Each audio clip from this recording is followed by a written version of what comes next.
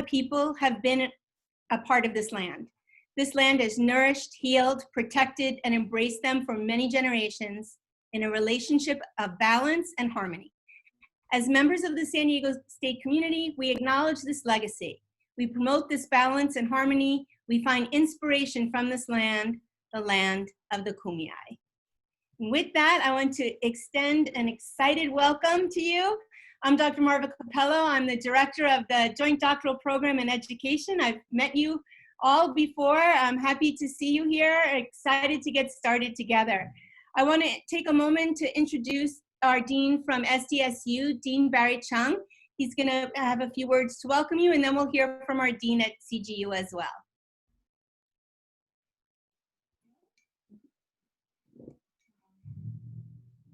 Barry, would you would you unmute? Okay, great. Oh, sure. Well, good morning, everyone. I don't know whether it's still morning your time, I suppose it is. So welcome to the program of JDP. That is a collaboration between San Diego State and Claremont Graduate University. We are so excited to have you this academic year, knowing that this is such a challenging time. Our lives have been turned upside down because of all the different national events in our country for the past few months, and also going forward in the next few months, and I hope there's not too much longer. And I know it's difficult, but I'm so glad that you decided to join us in this program. It's a fantastic program, and we have very high national rankings of our college. And of course, that had a lot to do with our JDP program. We have fantastic faculty members from all over the different departments who are supporting this program. So you can tap into expertise of all the faculty members within our college, and also from CGU. And so I think that is a perfect learning opportunity, despite what we're experiencing now, that we have to do things virtually. I remember when I go to an orientation for a JDP program, we always had pizza. Isn't that right? That's right. And sorry, pizza's on your own this year. I hope you're still as excited as starting a new program. And we have had graduates who are doing wonderful things, becoming faculty members of different universities, and being a practitioner, being a leader in higher education. The sky is the limit. So I hope you would enjoy the program and learn all the things that you need to know in this orientation that is coming this hour. And I want to thank Dr. Capello for her leadership. She's amazing. She cares so much about the program, and it shows. You know, she attends to all the little details about everything and attending to every single student, caring for the individual professional development. So I'm so proud of having a great leader. And please come to me if you have any questions for me as a dean. I would have monthly coffee and tea with the dean. We would do that virtually. And then once we are allowed to go back to campus, I will serve you tea and coffee for real, and it's free. And so please come to my office, and then we can have some tea and coffee, and then you can talk about anything you want to talk about regarding your experience. But until then, we'll continue to meet virtually. Thank you. Thank you so much, Barry. It's definitely a challenge doing this virtually without pizza. Pizza is kind of a hallmark of the JDP event. So thank you so much. And I appreciate you taking the time out of your busy schedule to welcome everyone. I also want to extend a welcome to Dean DeLacy Ganley from CGU. So happy to see you. Thank you for taking the time as well. I want to echo the welcome provided by Marva and Barry, and just also echo the sentiment that I too am looking forward to either having coffee, tea, or pizza with you when the time allows it. COVID has definitely turned things on its head. I've stepped off the screen for a moment to tell my teenagers, could you just be really quiet for the next 10 minutes? it is a challenge for everybody, whether or not you're working from home and you have kids in the house, or it's just you and a partner, or you're alone. I mean, everybody is has a unique set of challenges with COVID, and home sheltering is not easy on anybody. But I really want to acknowledge what you've done here by applying to the doctoral program amidst this chaos. You really are making an investment in yourself, and we are so glad that you did, and we're so glad that you're part of our community. As Dean Chun said, the partnership between Claremont and San Diego State University is kind of historical. It's been in place for over 40 years, and maybe one of the longest standing private-public partnerships there is. And I can say from my role as dean that some of our best alumni have come out of the JDP program. So you are now part of a larger network of spectacular scholars, practitioners, and leaders. They have paved the way, and they're eager to welcome you into that community as well.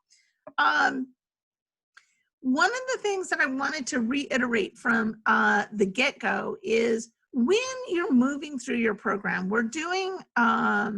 we've paid increased attention that when we create documents, that we try to sort of say, here's what it looks like for most CGU students, and here's what the structure and the programming looks like when you're part of JDP.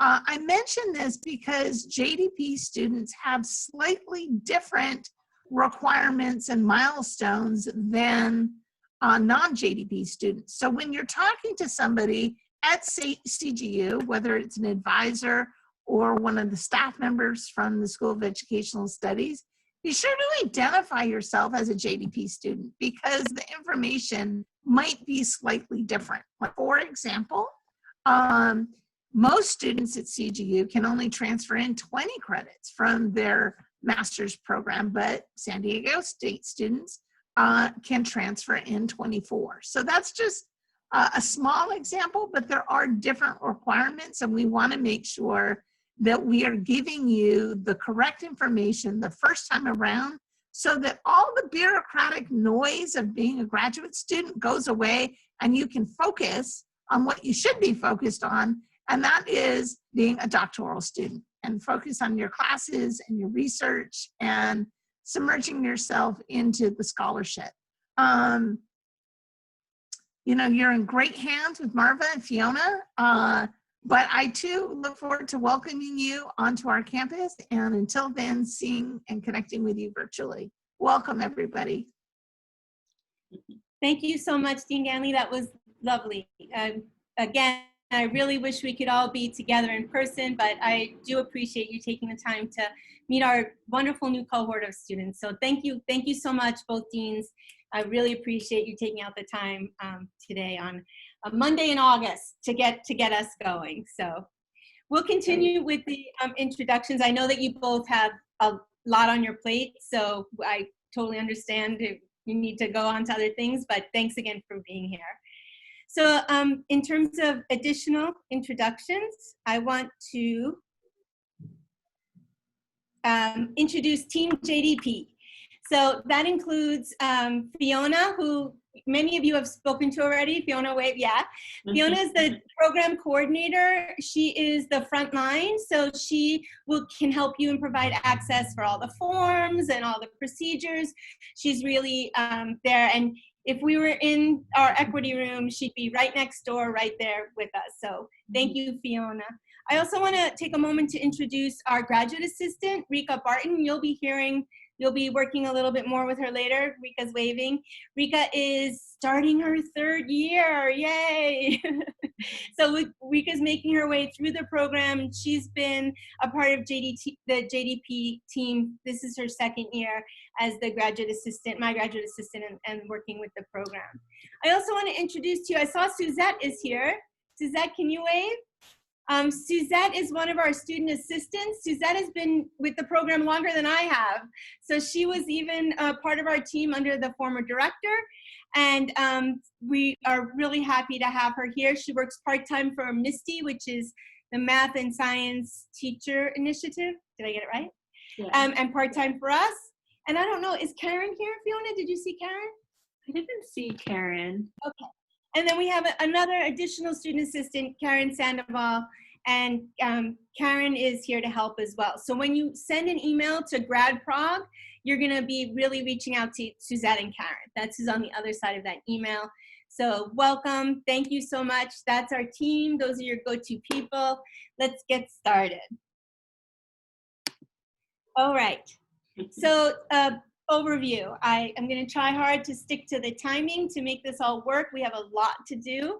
After the introductions, which we just finished, we're going to give you, start with a program overview, a big picture, bird's eye view of what your next few years are going to be looking at. We do have a time certain guest at 11 o'clock. Dr. Jennifer Imasaki is the Associate Chief Diversity Officer for faculty and staff, and she's going to be coming to do an implicit bias microaggression training with us, since that's really an essential part of our program together. We have a former student presenting at noon. Dr. Darielle Blevins just earned her PhD this spring during a pandemic with lots of complications over Zoom, and she's wonderful, and she's graciously agreed to come and share some of her work and her journey with you.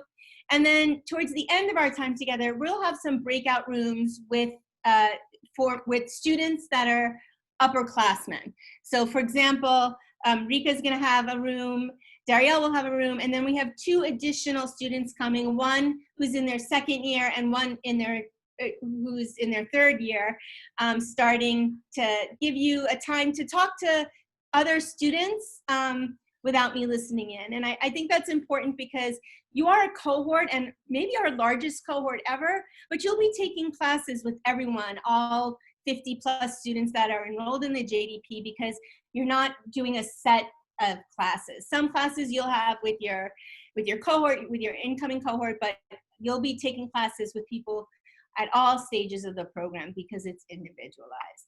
After that, we'll close with a little time for questions and answers. But know that you can email me or you can email Fiona at any time after this is over and you've been thinking about things. So, all right, so normally we would be meeting in the equity room. The equity room is the heart and soul of our geographic location. It's the place where students come together to make academic magic. There's the wonderful discussions, deep thinking, sharing readings. It's just a really great spot. Fiona has created a virtual equity room, which we will share with you later. And you can click on these links and it will take you to different aspects of the JDP program. So that's one of our ways that we're trying to make the best use of the virtual reality that we can.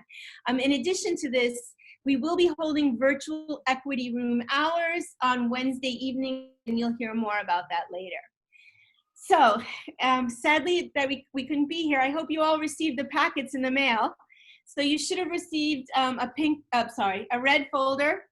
You should have received a mug like mine with the JDP logo on it, as well as a little journal. And these are just things that we would have had with pizza if we were able to meet together. Every time you see this little logo of the red folder, that will direct us into the folder to look at a document that's within there. A couple of more things. Dr. Dean Chung mentioned our rankings, and I'm just really thrilled to share with you that SDSU continues to be a leader and forge ahead in education. We are the #1 ranked college of ed among all the 27 CSUs. We're also the #1 college of ed in San Diego County. And just to be clear, that puts us ahead of UCSD, that puts us ahead of USD. We are the #1. We're #7 in California. And remember, that includes Stanford, UCLA, Cal. We're very highly ranked. And then 40 nationwide among public universities. which is remarkable, and 53 among all universities, both private and public. So I'm just really proud. I know that the US News and World Report rankings are just one way to demonstrate success, but this is an important way for us, and it really does reflect you all, the quality of students that we attract, as well as the dedicated faculty at both universities. Dean Ganley mentioned the history, and just a quick recap. We were founded in 1978 with our first graduates in 81. There have since just this last spring, oh, that should be May 2020, my mistake, 257 graduates. That's amazing. 257. And of those 257, we have students that remained in their K-12 classrooms. We have principals and superintendents. We have educational specialists that work in both private and public agencies. Some of our students go on to be consultants. And over 40% of our graduates become college, university, faculty, or administrators. We are making a difference in our communities. That's our charge. When you sign up for this program, that's our charge. I also wanted to talk about our students. We are really a diverse program, maybe the most diverse at SDSU. And sometimes when people say diverse, they mean different than themselves. But we are diverse in a true way that represents a lot of different kinds of cultures and races. You can see this here. This is from, I didn't include you all in this, in the demographic. We haven't done that data yet, but this is up until you were admitted, you can see that our students represent a wide range of diversity. So I'm really pleased. In addition to that, we have diverse backgrounds. Students come to us from counseling, from K-12, from higher ed. We have a diversity in terms of age. We have young students going straight through. We have returnees. So there's a lot of different ways that we represent our communities. So speaking of that diversity, I want to start with an introduction so that you can introduce yourselves to each other. And I've been thinking hard about how to do this virtually. I'm really feeling the limits of the virtual modality. For me, I'm a really physical. I like to get up, I like to walk around, so this is a challenge for me. And I read that Dr. Amber Spry, who's an assistant professor at Brandeis, she started her class with this discussion, and I thought this would be a really good way for us to do it as well. She said on Twitter, and that's her handle, I encourage you to follow her. Twitter is a really good tool for academic networking. Every year when I teach identity politics, I ask the same question on the first day of class. Rather than the usual icebreakers, I ask, how does your family and your culture cook rice?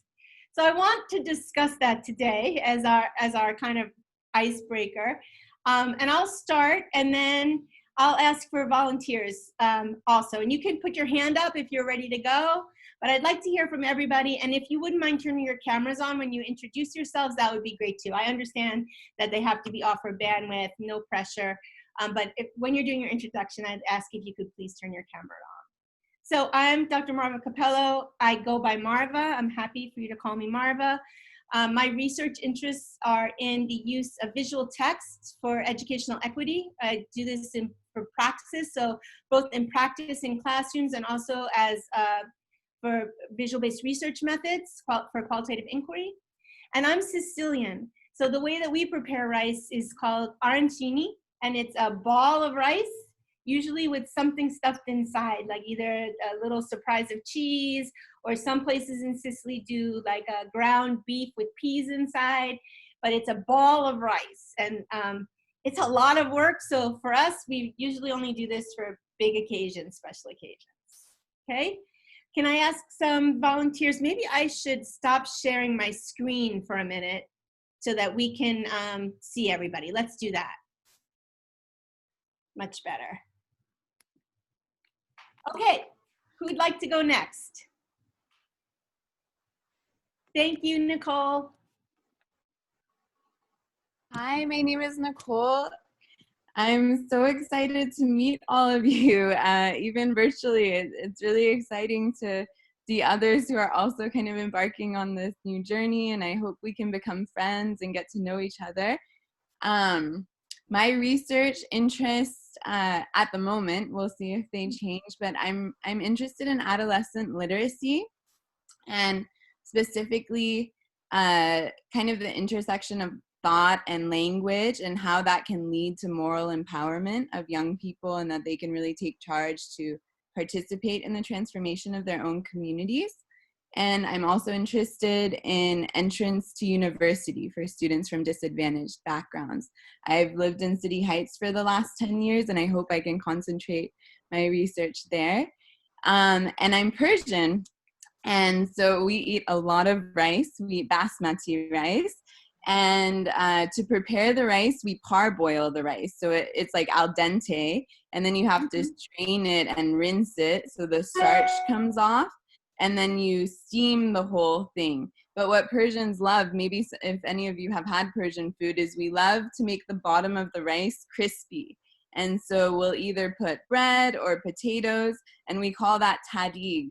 And it's like golden, and it's so delicious, and everyone fights over that, who can eat the tadig, because it's so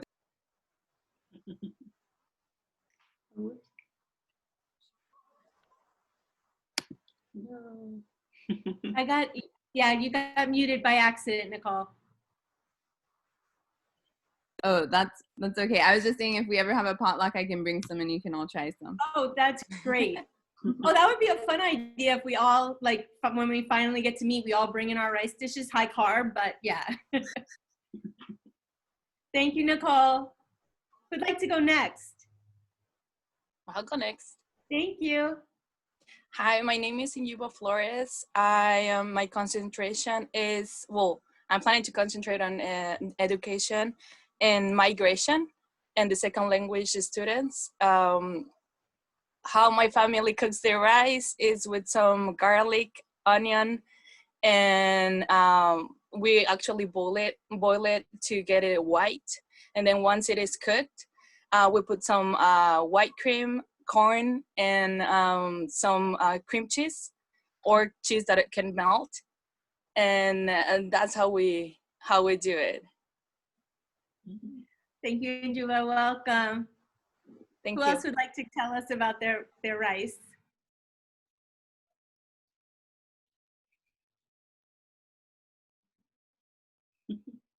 Thank you, Jayla. Hi, good morning, everyone.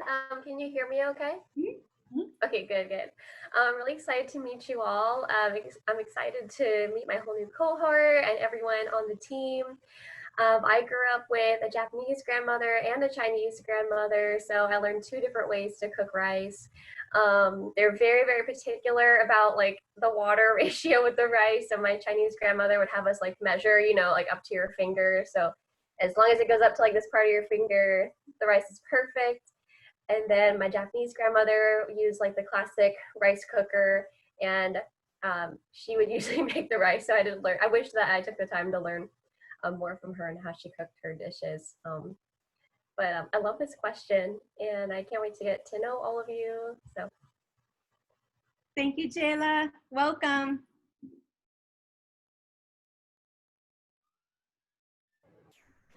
Thanks, I'll Cassie. go next. Oh, okay. I can go next. All right, go ahead, Lauren, and then Cassie. Go ahead. Awesome. Sorry, Cassie. It's hard to see. Don't worry, it's Zoom. My name is Lauren. My research interests are in veteran student success, also first generation, and specifically focusing on issues of identity and how that serves as a barrier and how we can overcome that barrier in their pursuit of higher education. So, but that again might change. The way my family cooks rice, our go-to is the Spanish rice.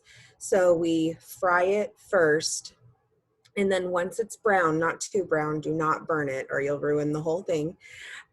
We add water, tomato sauce, chicken bouillon, garlic, onion, salt, pepper, and then you just leave it alone and let it boil and then let it sit. Almost like how you make regular rice, but with the frying and the other stuff added in. And that is our go-to rice and beans we could eat every day. Thank you, Lauren. Cassie, would you like to share? Yeah, hi everyone. My name's Cassie Aaron, pronouns she, her, hers. So I'm half Chinese, so also grew up with a lot of rice. I can eat rice completely plain, like any time of day, but we also did a lot of fried rice, and we would kind of use anything that's in the fridge. So you can throw in ham or bacon and eggs and kind of any veggies you have. So I can eat that any time of the day. And then research interests are connecting college experiences to career readiness outcomes. And then I'm hoping to include more of like community cultural wealth and how those factors influence students and help them succeed in college and beyond. Thank you, Cassie. I have to say, I'm really impressed that you guys have these little elevator talks pretty well down about your research ideas. I definitely could not do that on my first day at orientation. So well done to everybody. Who else would like to go next? Thanks, Connor. Hi, everybody. I'm Connor Nestler. I'm glad to meet all of you. I wish we were in person. I particularly love pizza, so I'm missing out on that piece. I see a couple friendly faces as well. I've taken a few classes with a few people here, so definitely happy to see them as well. My research interests are really around curriculum design in the K through 12 level, specifically towards middle school, 7th and 8th grade. I have an interest in kind of redeveloping the world history curriculum, but I also have a big passion for social justice, so I'm trying to merge those two wherever I can find. Cooking rice, I'm a horrible cook. I'm much better at ordering food than I am at cooking food. So I don't know if I've ever cooked rice in my life, but my family has. And it's pretty simple. You know, they wash the rice, they put it in the pot and they add some water and cup of water, I think is what it is. I could be wrong on that. And yeah, and then it cooks and then we eat it. But please don't come to me for cooking advice because I have none. I look forward to working with all of you. Thank you. Thanks, Connor. Welcome. Greg, I see your hand up. Would you like to go next? Yes, thank you. My name is Greg Simmons. I follow my friend Connor there. We're actually in a class together right now. So glad to really be here. I follow Connor since I'm not the best probably rice cooker either. So at least I do boiling bags. So at least I boil my, and the packaged rice is the water. So I just boil the water, put it in there, and 3 minutes later pull it out. So sorry for people that actually cook rice the right way, but that's the best way that I know how to cook it. As far as my, and other than what Connor said, then I'll order mine as well. That's next. So my interest for in this program is centered around education and employment. So like Casey. So I'm more concerned with student success, especially first generation students of color entering employment. So again, that translation from leaving education and entering the workforce. So that's it. Glad to be here. Great. Thanks. And Lauren has some interest in that as well, I think, right? Yeah. So now you can start to see some overlap. Yes, thank you. Cool. Thanks. Who's next? Kimberly? Mariano? Yeah, hello. Can you all hear me? Yeah. Okay, so good morning, everybody. It's really nice to meet you all. And like many of you said, it's a shame that we cannot be in person, but hopefully we'll get the opportunity to meet eventually. I'm from San Diego, and my areas of research, it's like social studies, like K through 12, middle school and high school, bilingual education, and I'm also like interested in looking at ways of how to more like the civics education embedded in the social studies curriculum, and also oriented towards like bilingual students. And so that's my area of research. And as for rice, like I'm also not a good cook. I don't eat that much rice either, but I know it's like Latino cuisine, so it's like Spanish rice. So it could either be fried, boiled, and rice and beans, you know. So that's like a staple plate, and tortillas also. So yeah, nice to meet you all, and we'll see each other soon. Thank you, Mariano. I think Kimberly had her hand up. Did you, Kimberly? Welcome. Hi, good morning, all. Likewise, I'm happy to be here and to be a part of the family. Looking forward to connecting with everyone in person. My research interest for now, as everyone stated, is looking at immigrants of the African diasporic population, looking at how do they define identity, and then what cultural adaptation patterns do they employ as they pursue higher education. For my family, I'm Jamaican, so we cook rice and peas. I have to let you know it's not rice and beans, it's rice and peas, very different. And we start by washing the rice, and then you have to season the rice. And so we usually season it with pimento, little salt, seasoning salt, and all of that, but most importantly, scallion, which people call green onion, and then we use our red kidney beans, and the secret ingredient, which I'm letting you all in on, is coconut milk. And thyme. Thank you. See you all soon. That's wonderful. Thanks, Kimberly. You're welcome. Let's see who hasn't gone yet. Aaliyah, welcome. Cool. Hi, everyone. My name is Aaliyah. My research interest is around Black students, particularly right now, kind of in their first and second year, and kind of seeing different factors that would influence their academic success and improve their retention towards like graduation as well. Right now, kind of undergrad students, but I feel like I kind of have an interest in graduate students as well. So like we said, it's for now kind of looking forward to taking classes and exploring that a little bit more. And the way that my family cooks rice, my dad is usually in charge of it, and he'll just boil the rice, with some water, and he'll add a little bit of sugar into it. And typically when he does that, we're having like gumbo, which is like more of like a New Orleans type of dish. And so we'll just pour like the gumbo over the rice. And so that's probably the best way to like it. But yeah, nice to meet you all. Nice to meet you too. Well, I mean, we've met, but nice to have you here. Anyone, did I miss? I'm trying to scroll because Zoom is, but I think we have all the students. I want to invite Rika and Fiona to contribute too, but I want to make sure I get all the students first. Did I miss anyone? Okay. So Rika and Fiona, would you mind joining the conversation?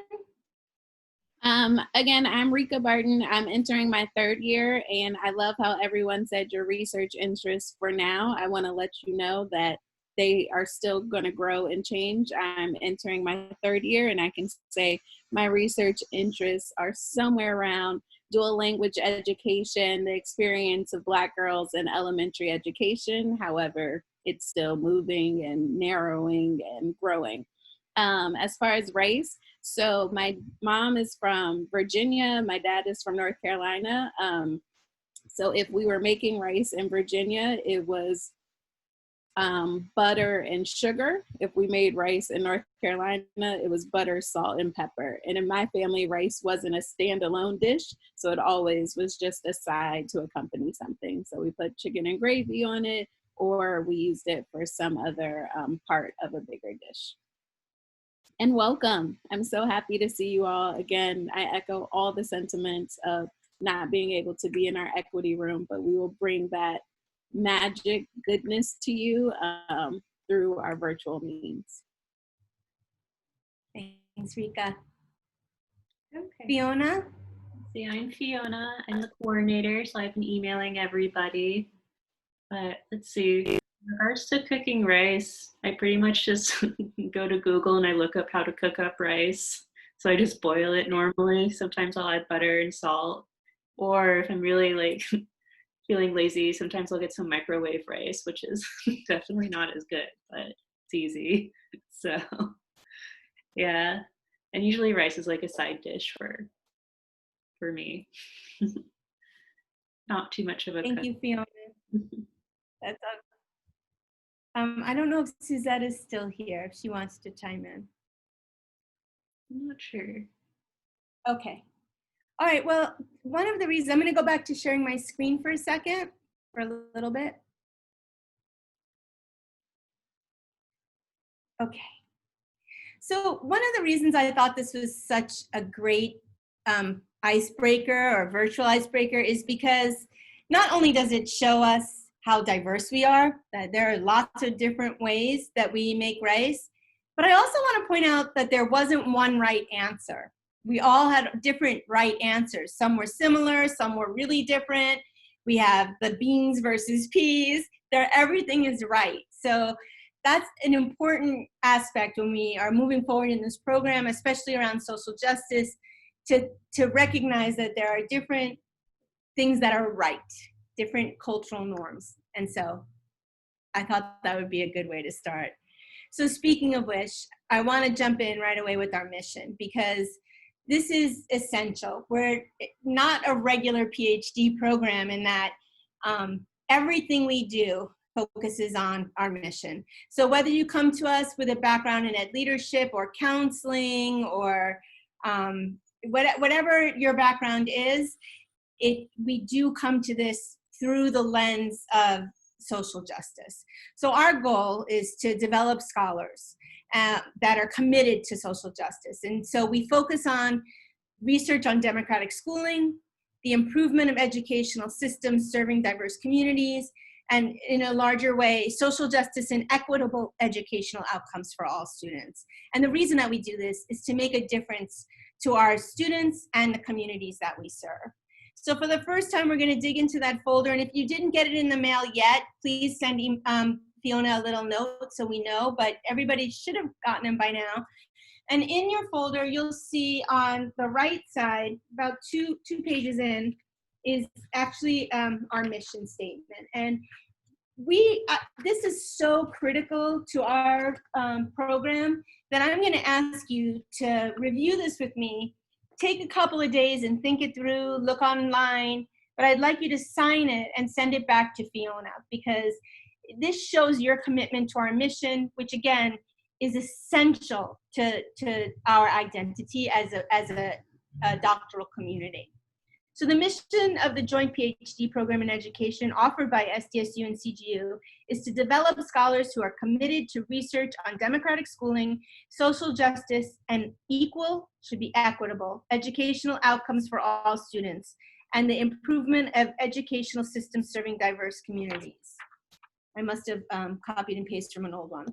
Our mission is the centerpiece of our program, and you're expected to uphold our mission through actions and professional dispositions. So whether you're learning quantitative methods or cultural foundations, your focus is going to be on social justice. Further, our diversity is one of the hallmarks of our community. All students in our program, regardless of race, ethnicity, language, ability, nationality, sexual orientation, gender expression, etc., are welcome, and every single person is important. While in this program, you will be engaging in substantive discussions on race, culture, bias, equity. You're expected to be respectful of our community's differences, including the differences of opinion. Discrimination will not be tolerated under any circumstances. So I want you to spend a couple of days with this. You can feel free to email me if you have any questions or concerns or want to talk more about our mission, but really, this is essential. This is the core of our identity. So while we had students apply who were interested in studying particulars of education reform, they're not a good match for us unless social justice is at the heart of what you do. And so you were chosen among a large group, by the way, of applicants, one of our largest pools of applicants. And you all your application materials were reviewed by 2 different committees and 2 different directors, myself and Dean Ganley, and all chosen because of your alliance with this mission as one of the criteria. So I want to start with just a couple of places that you can find more information. I mentioned you can go ahead to our website. Our mission is there. I'm really proud of this. Fiona did a good job reinventing it last year. So it's much easier to use. It looks good. And so you can find a lot of information there. Soon, like maybe even this week, you're going to get a link to our new JDP Canvas class. And this is kind of our homeroom class. And this is going to be the place for you to find all the forms and the documents that you need. It's just going to be a one-stop shop. And you can always email Fiona, but first check Canvas to see if what you need is there.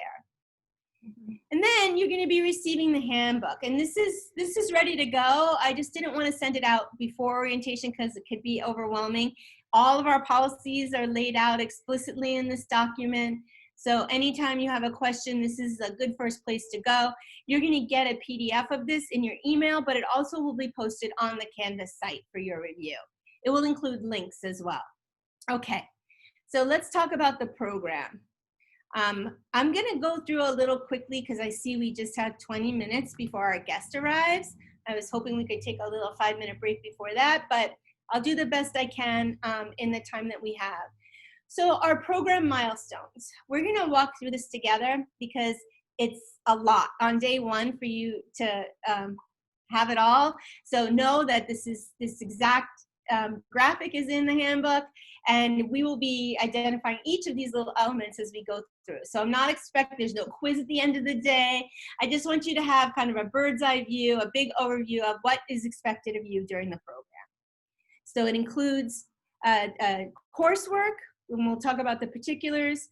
It includes your qualifying examinations, and then your proposal defense, and your dissertation defense. This copy of this milestones graphic is also included in your folder that you received in the mail.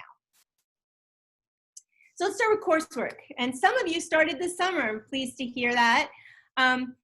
I do want to reiterate that it's not a cohorted program. So you are a cohort of students, but the program is not cohorted. In other words, you're not going to be going through a pre-selected group of sequence of courses together. And that's because you do come from a wide range of backgrounds, and as you heard, you're interested in studying a lot of different social justice issues in education.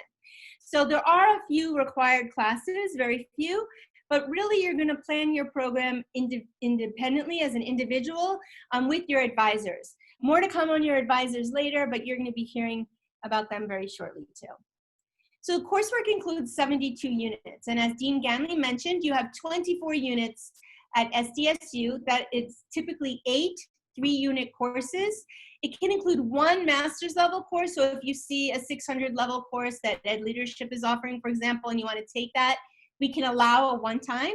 You're also allowed to take up to 2 independent studies. It also includes 24 units at CGU, but at CGU, the courses are 4 units each. And of the 24 units, 4 of those units must be 2 from ProSem and 2 from Capstone. So it's a different configuration, but also 24 units. At CGU, there's the policy is that there are no independent studies because they have a smaller faculty. However, there have been petitions of late on occasion, a very rare occasion where this is the case. So for example, I had a student who wanted to do like the super advanced quantitative work, and we're not offering Quant 4 anymore. So she did an independent study with Dr. Drew at CGU, who's our quant guru. And then 24 units transferred from your master's degree, and we're gonna get that going first semester. Included in the coursework are something we call research tools. These are really classes, and they are methods classes that are designed to expose you to a wide range of methodologies so that you can be successful in your dissertation work. You'll have choice, and you can decide what methods will better help you answer your research questions. So at SDSU, we have 2 classes that automatically count. I recommend both of these classes very strongly, enthusiastically. 820 is required. I also really recommend 851. Many of you are taking 850 this semester. That's the preparation course to 820, which is the 2nd semester quant course. This year, this academic year, that'll be taught by Dr. Aaron Iflin, who's amazing. Aaron is a graduate of our joint doctoral program. He is a tenure track faculty at a local community college. I think it's San Diego Community College.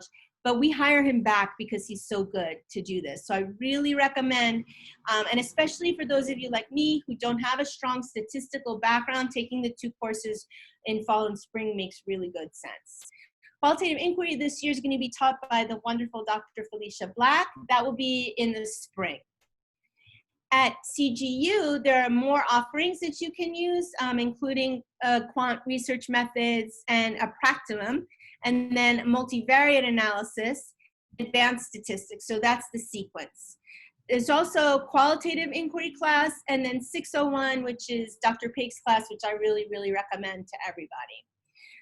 In addition, there are some other courses that can qualify. So for example, I teach a visual research methods course. If you've taken the qual inquiry course and you want to count that one, we can make those accommodations as well. So please check with your advisor if you're taking a methods course and you want to make sure that that course counts. It's not automatic, so once you finish your research tool course, you have to fill out a form. It will be on Canvas, and you need to have a B or better at SDSU, and CGU requires a B+ or better for it to count as your research tool. I mentioned the transfer units. So that 24 units, you're going to actually fill out the transfer credit request form twice. Once during the first semester and once when you're getting ready to finish up. During the first semester, you'll have the transfer of credit request form. This is just for your master's units, so 24 master's units. Later, you'll use the transfer request form to transfer your SDSU units to CGU. Then the next section, the next milestone, is you enter the dissertation study phase. So it's important for you to know that you still need to be enrolled in coursework during the dissertation phase. You have to be continuously enrolled in order to get all of the university access, so like to library and your professors. So once you're finished with all of your coursework, you have 72 units, then you need to enroll in ED. It's actually EDUC at $4.99 at CGU. The only time you have to be enrolled at SDSU after your coursework is completed is the semester in which you're defending your dissertation. That's for graduation. So you just need to be enrolled in ED 499. It's a little less expensive than regular CGU courses. I believe it's $2,000 right now. And CGU courses could be, for 4 units, could be $8,000. So that's a big chunk. So your qualifying examinations, you're the first group to have these new regulations and new policy that requires 3 quals. The 3 quals are 2 papers that you negotiate with a faculty member. They could be different faculty members. And 1 qual counts is the result of taking the capstone class. Some students opt out of capstone and do 3 papers, and that's fine, that's very doable, but then you might get stuck for that 2 units because they won't waive the amount of units that you need to take at CGU, so you're still going to need to take 24 units. So you have to weigh out if it's worth it or not. The 2 papers that are your quals are, as I said, negotiated with your faculty member. It's someone is going to supervise your qual. It may end up being someone that's on your committee. It doesn't have to be. Most often, this takes the form of a manuscript that's submitted for publication, so it doesn't have to be published, but it has to be prepared for publication. On occasion, it's a big lit review, but the lit review normally happens in capstone. You have to use the qual proposal form, which will also be on Canvas, and it's very important for us to note that quals cannot be the result of coursework, not even an independent study. A qualifying exam is something above and beyond. Often, students use summers to complete this work. Sometimes you have fewer units that you're taking. It could be done in that semester, but it cannot be the result of coursework. It could be started in coursework. You might have the flame of an idea in coursework, or you might do, for example, an annotated bibliography in an independent study, and then create a full lit review as a qual, but the work cannot be done as part of class. So your, as I mentioned, the final one, the 3rd one, is typically the result of enrolling in capstone. Capstone is available to you after 62 cumulative units. And then it would be the extensive literature review, as I mentioned. I see a spelling error there. And you're strongly encouraged to consult with the dissertation chairs while you're in capstone, because what they have in mind not match what the professor of capstone has in mind. So it's very important that you talk to your co-chairs during that time, and then it will become your 3rd qual after both chairs accept the proposal. It can be supervised by the same faculty who supervised another qual. It could be someone different. It's a good way to get people to serve on your committee. Finally, in terms of qualifying examination, there is an oral defense. Your oral defense includes kind of your journey. It's the outline of your scholarly trajectory to proposal, and often the oral qual is scheduled at the same time as your dissertation proposal defense. It's hard to get 4 faculty from 2 universities to have the same slot, so this is one way that we've made it a little easier for you. You can, and probably should, you don't have to, but schedule your oral qual at the same time as proposal. So the proposal stage, this is when you create your proposal with your committee chairs. So there's 2 chairs, one from each university, and your committee is composed of an additional 2 members, again, once from each university. Your proposal, in my opinion, is harder than your dissertation defense, because in this case, you have to convince the committee that what you're studying is worthy and that you have a solid plan for accomplishing your research goals. So this is time. You also have to make sure that there's time for committee to review. So just out of respect, most professors like at least at a minimum 2 weeks to read over and provide feedback in advance of scheduling a defense. Please check with your chairs to make clear the timeline. Again, it can be scheduled with your oral defense. And the exciting part is that once your proposal is approved, you then advance to candidacy, and then you're considered ABD, all but dissertation. You enter that candidacy and you become a doctoral candidate. Right now, you're a doctoral student. And then finally, once your proposal is approved, you must get IRB, Institutional Review Board, or human subjects approval before you can begin your study. And that's a whole nother thing to go through. So again, before you start your dissertation phase, you must have IRB approval. You must stick to the plan approved by your committee at defense, and if you want to change something, you need to go back and get their approval. So if you decide, oh, now that I'm in it, I see that I need to do interviews and I hadn't planned on that, you have to get approval from your committee and IRB in order to add that new aspect to your study. During this time, as a reminder, you're registered for coursework at CGU, and there are really strict timelines. So you can do your proposal pretty much at any time, but to defend your dissertation, there are really hard and fast, strict timelines at both CGU and SDSU to receive your degree during any given semester.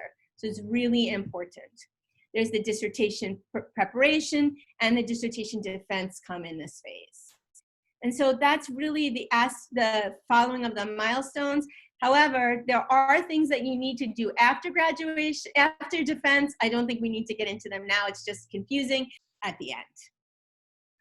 Okay, so let's take a look at the folder. I want to make sure I have a chance to get through all of the things, and we have our guests arriving soon. So if you take a look at your folder, on the left-hand side, you'll find the Chancellor's Doctoral Incentive Program folder, brochure. And I really want to encourage you to consider applying for the CDIP. It is a remarkable program that began as a loan forgiveness opportunity. It still is loan forgiveness, but now it is so much more. Rika is a CDIP scholar. I believe we have 8 right now, CDIP scholars. So we've been really, our students are so high quality that we've been awarded several CDIP fellows. And so the goal is to, if you end up working at the CSU, there's 20% of your loan forgiven per year. So it's great. Plus it's a low rate of loan. So if you don't end up working in the CSU, we did have a CDIP scholar who's now working at Lewis and Clark. It's a very low rate of repayment. So it's still a good thing. Plus, it's a great line for your CV. It's a prestigious award. It includes travel funds for you and your mentor. It includes money for editing and transcription. It's just a wonderful program and another group that you can belong to. Applications open this fall, and Rika, as a fellow, is going to be holding an How to Apply to CDIP workshop virtually for you all this fall as well. The next, actually before the costs, we did prepare a sheet for you with everybody's name on it, everyone in your cohort, so you have a sense of who belongs. This is on a little cardstock. You can have that for your reference.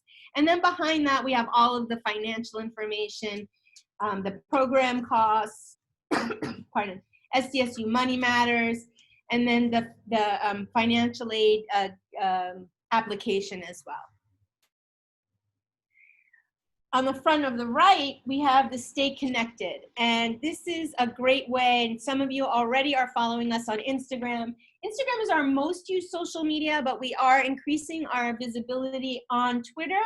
And we just reinstituted our Facebook group. So that's brand new, coming to you. In addition, we have a YouTube channel, and we'll be posting this orientation on that YouTube channel as well. We have the mission that we already went over.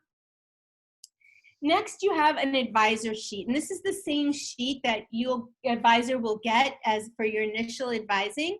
I know you're anxious to know. I'm waiting on one professor, and as soon as I hear back from that one professor, you'll get an email introducing you to your advisor. So that's coming maybe even today. I'm waiting, as I said, on one professor. It's hard to get in touch with people over the summer.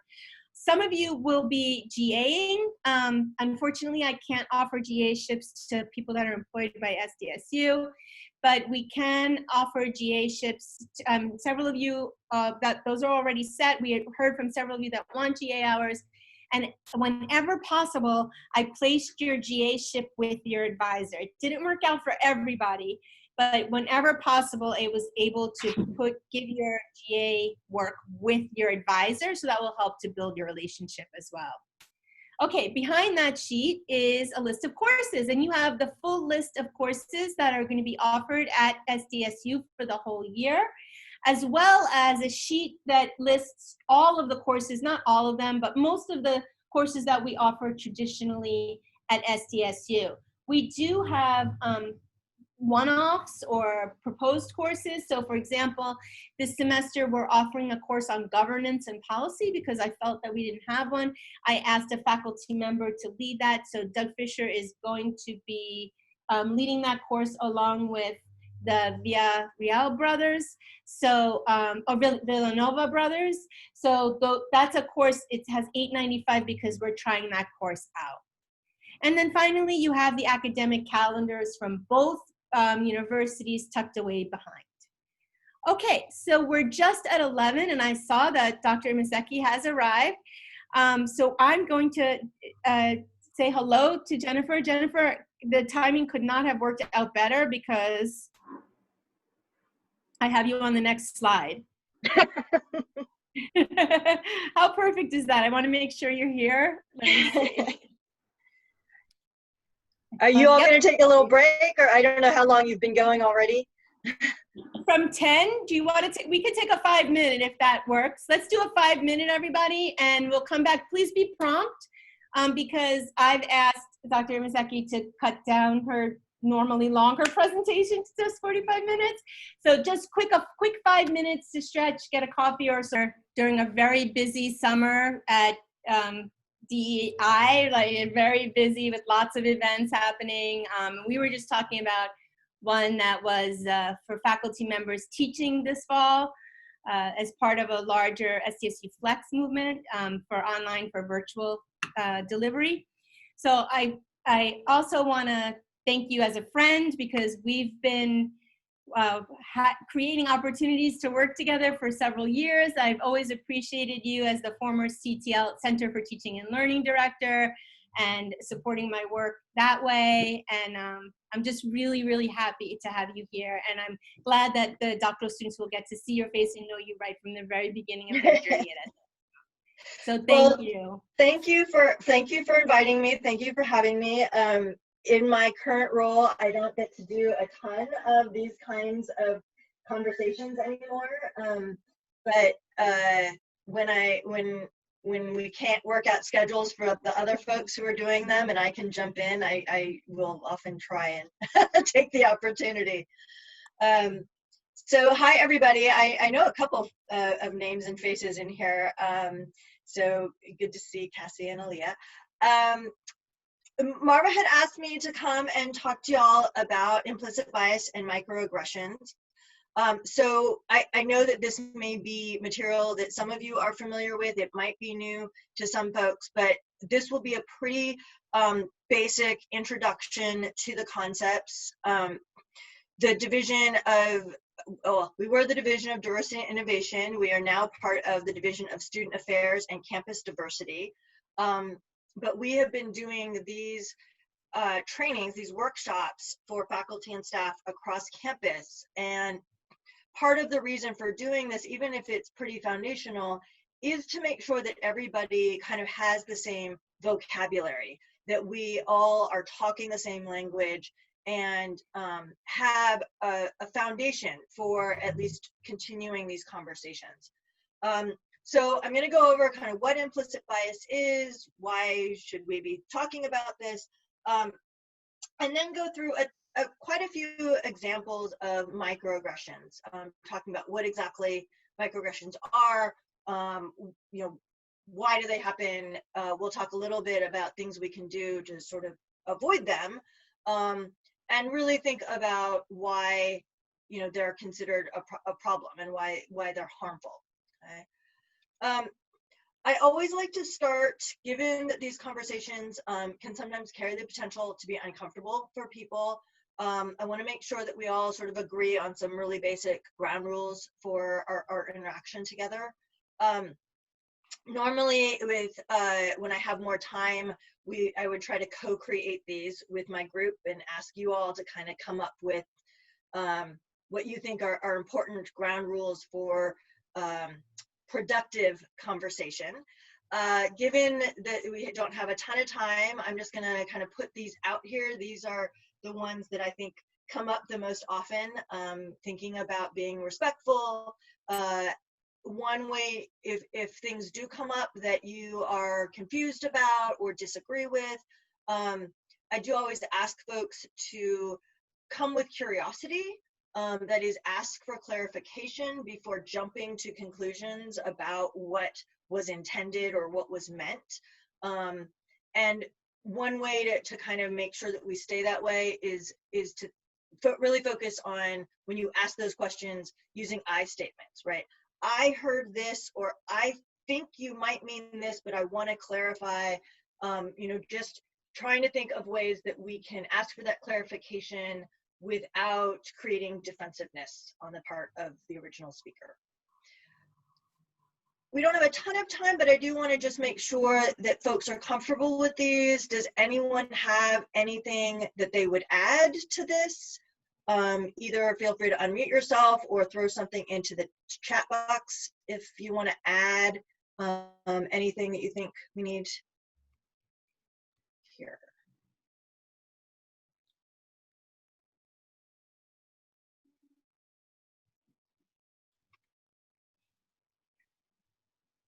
Okay, going once, going twice. Okay, so let's jump into it and start with the idea of implicit bias, sometimes in some circles called covert bias. Before I give you the definition that I've used a lot, I'm just curious if anybody wants to chime in and give their definition, or what do folks already know what this is? Anybody want to give it a shot?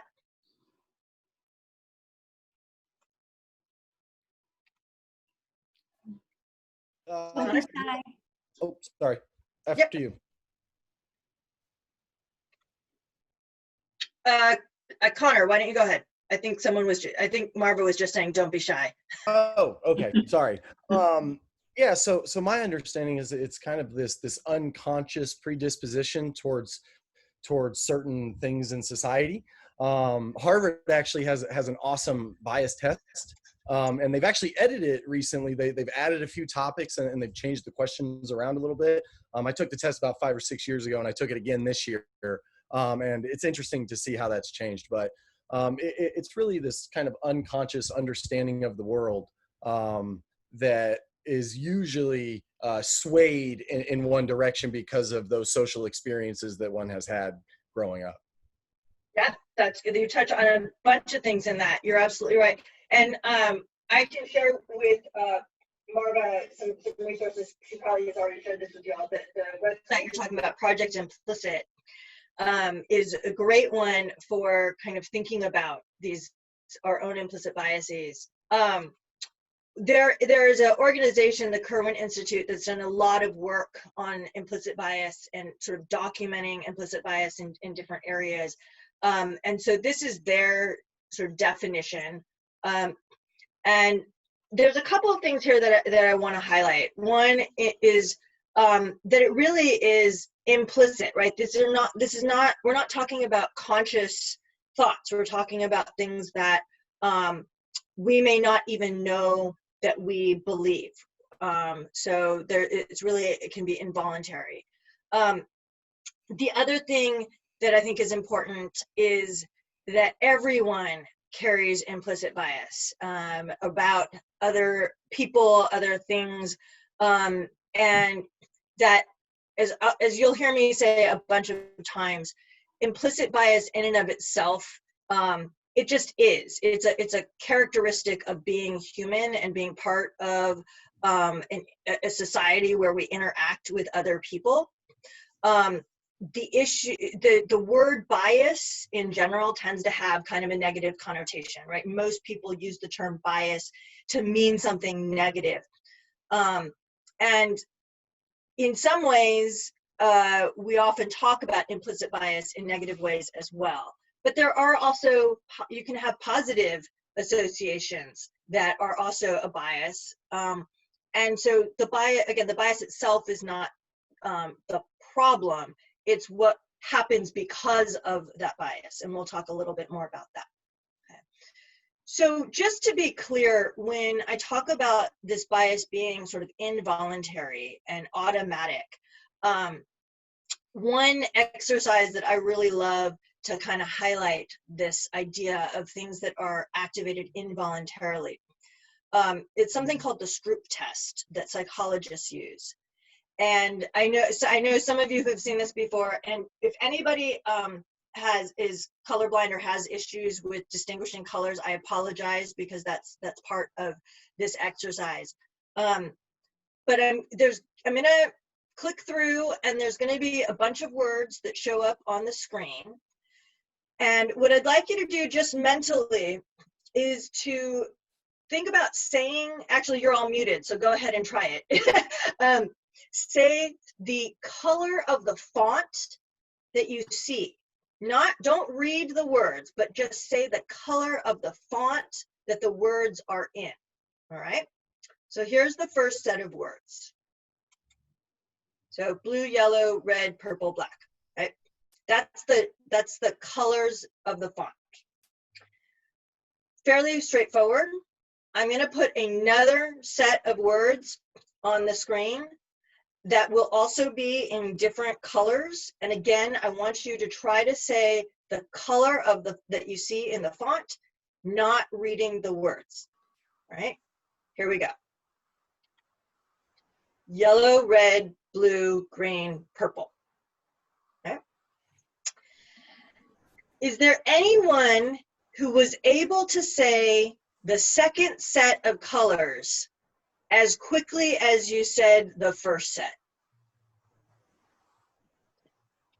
Does anyone feel like they could do the second set just as fast as the first set? I'm not seeing any. No, I wasn't. Why not? Because why is the first set so much easier than the second? Because the first one, like, it told you like directly to read it, and the other one, once you were like predetermined to read it, then you wouldn't just see the color. You would start reading the words. Right. Our brain wants to read, right? We want to read the letters that we see. And just to know that the meaning of the word doesn't match, right? What our brain is trying to say is the color, but it's not matching up with what we're reading. which means that our brain has to work a lot harder, right, to differentiate the colors from the meaning in the second set of words, right? So, and this is really an automatic thing. And it's not that you can't do it, right? It just takes a little bit longer. And that's the way I think about implicit bias. That implicit bias is sort of the automatic thing that comes to our brain. And it's not that we can't interrupt it from manifesting in what comes out of our mouth or how we act, but that it takes a little bit more effort because it's not where our brain goes to first. So just as our brain wants to read the words first before and think about the meaning, and we have to disrupt that in order to see the colors differently, the same thing is true of the implicit biases we carry about people who look different than us or people who are acting a certain way that create an association in our head. Again, it doesn't mean we can't disrupt it, it just takes more effort. Okay. So I've said a couple times now that the bias itself is built into our brains. It's automatic. It is part of growing up in a society, right, where we interact with other people. So the way I always put it is that the bias itself doesn't make us bad people, right? We pick up these biases by our interactions with people. In the longer seminar that the equity professors do, they start with an example of showing people the word superhero and asking what comes to mind, right? What image comes to mind? And most people picture Superman or Batman or some other white male in a cape, right? But that also has changed over time. 10 years ago, people would not have said Black Panther or Wonder Woman, or, and today they might, right? So some of that is what we pick up from the media, from our interactions with people around us, our families, our friends, our teachers, our classrooms. And there's lots of research that shows this starts before we even can verbalize, right? That little children can pick up on the nonverbal cues that they're seeing in the adults around them. So again, thank you. Connor just put the link to Project Implicit. And the Project Implicit site, it's really fascinating because it basically kind of gets at that, how fast can you react to different things? It gives you different words, sort of good and bad, or American or not American, and then shows you pictures and how quickly your brain can make the associations between these different words and these different images, gives you an idea of what implicit biases are sort of embedded in your cognition. Okay. So the bias itself, there's some research that shows that quote unquote implicit bias training doesn't work. And I think it's important to think about, what does it mean to say it does or doesn't work, right? It's very difficult to get rid of implicit biases that are already in your head. And so I don't think that should be our goal, right? What we do want to think about is, how do those biases manifest in behavior, right? The biases are there. Interrogating them, understanding what our biases are, being aware that we have them, acknowledging that we have them, acknowledging that they have impact on what we say and what we do. That's what we can sort of train people to get better at, right? We can practice these things.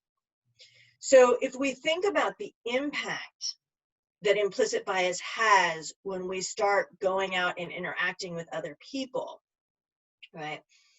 These biases come from the culture we see around us, from our interactions with other people. So if we start with those norms, right, we mostly interact in a world where scientists are seen largely as being white men, right? If you Google the word scientist, you're going to see pictures of Einstein and folks like that, right?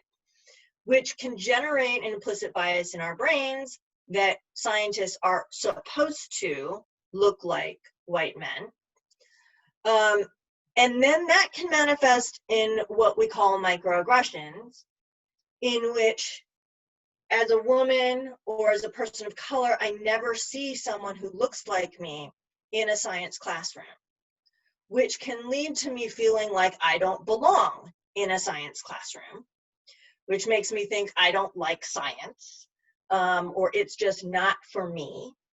And so I don't go very far in my science classes.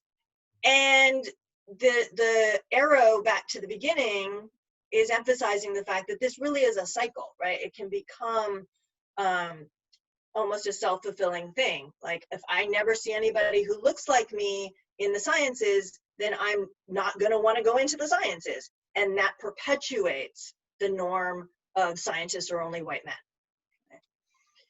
So what we really wanna think about is how do we disrupt that cycle, right? The different places where we can try and disrupt that cycle. There's not, I think it's very hard to think about disrupting the creation of implicit bias. It's possible, but it's really hard. So where I tend to put my focus is in getting folks to think about recognizing your biases so that you can ensure they don't manifest in microaggressions, or when microaggressions happen, that we are aware of it and recognize it for what it is so that we can disrupt the resulting inequity, right? And think about ways to address those inequities. And so I want to talk a lot more about these microaggressions. Before I get to that specifically, and I should say, anybody stop me at any point if you have questions or want clarification or just want to, you know, add your own thoughts. There is a lot of work done by psychologists on cognitive bias, as you can probably imagine. There's actually a behavioral economist, and I should have said at the beginning, my background is in economics. I'm a full professor in the econ department. And economists, contrary to what a lot of people believe, are social scientists. We study how people make choices under constraints. And so there's actually a lot of overlap between what economists do and the way we think about the world and what psychologists do and the way psychologists think about the world, because we think about why do people do the things they do. So there's a behavioral economist, Daniel Kahneman, who's talked a lot about system one thinking and system two thinking, where system one thinking is this unconscious, automatic thinking that we don't, sometimes are not even aware of. And one of the examples that gets used a lot is driving, right? When you first start learning how to drive, everything is so difficult because you have to think. Your brain is working really hard to figure out, you know, where you are and whether your turn signal's on and all those different things. And then over time, it just becomes automatic, right? And becomes more, so you start out in system two, which is much more conscious and intentional, and takes a lot of cognitive effort. And over time, as you get used to things, it becomes more automatic. And then we fall into more system one thinking, where it doesn't take much effort or cognitive sort of processing, right? So the reason this is important is because implicit bias falls under system one, right? It's automatic, it's low effort. The triggering of biases can be unconscious. Stopping that bias from impacting our behavior requires us, or can require us, to purposely shift from system one to system two. That is, in order to disrupt the bias from manifesting as microaggressions, we often need to be much more conscious and controlled and intentional about it.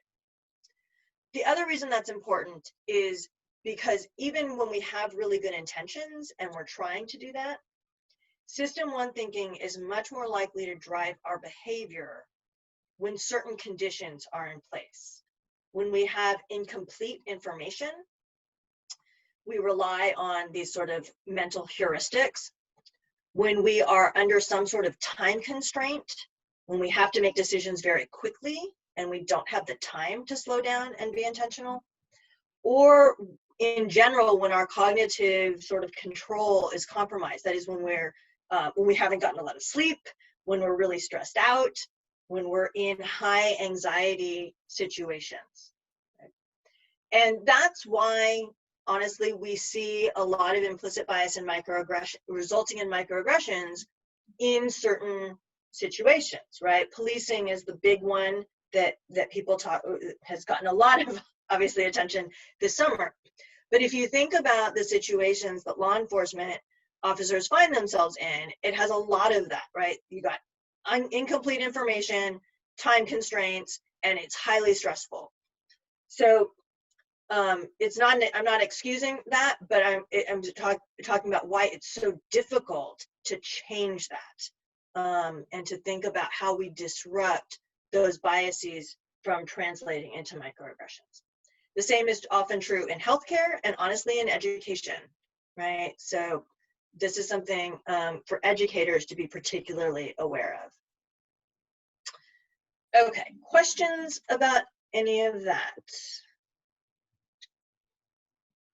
Or comments or things people want to add or? I did.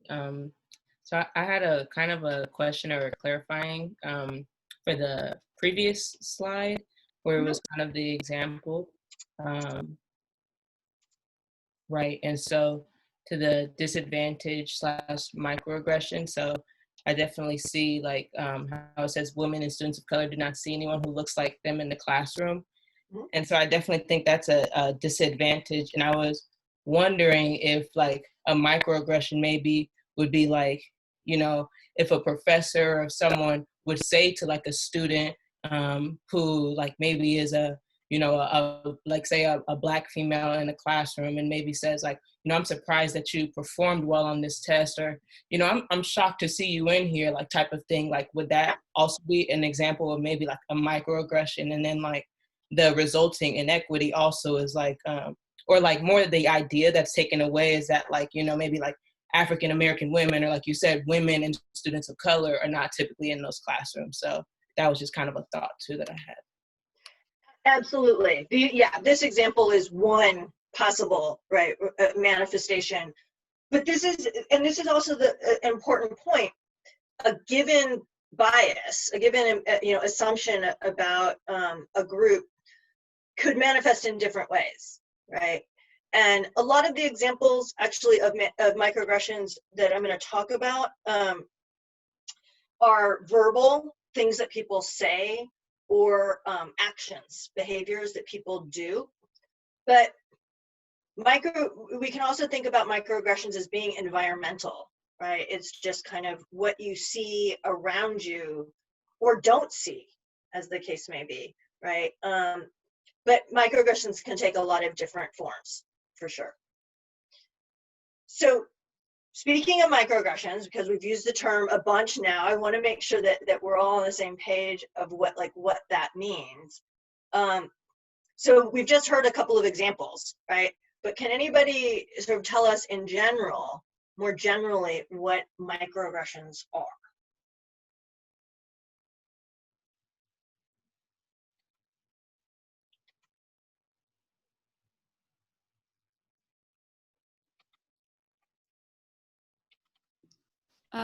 Like a verbal bias that on the surface may not seem harmful, but has intentions, or I don't know the word for it, background that is connotation maybe.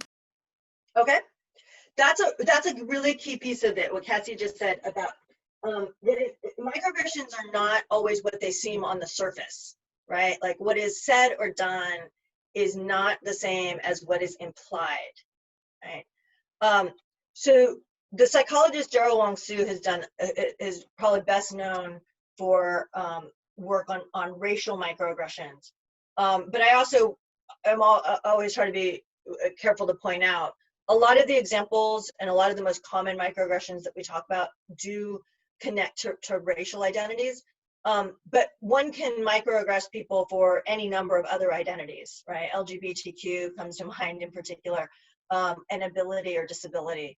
But I will say that a lot of the examples and a lot of the research has been done around racial microaggressions, right? So the way that Sue sort of defines microaggressions is these brief, commonplace, daily verbal, behavioral, or environmental indignities, whether intentional or unintentional, that communicate hostile, derogatory, or negative racial slights and insults. So there's a couple of things here that are important to highlight. One is that microaggressions, the term microaggressions it's a little problematic because they aren't micro in the sense of not important. They're micro in the sense of being relatively brief, right? They usually are like one incident.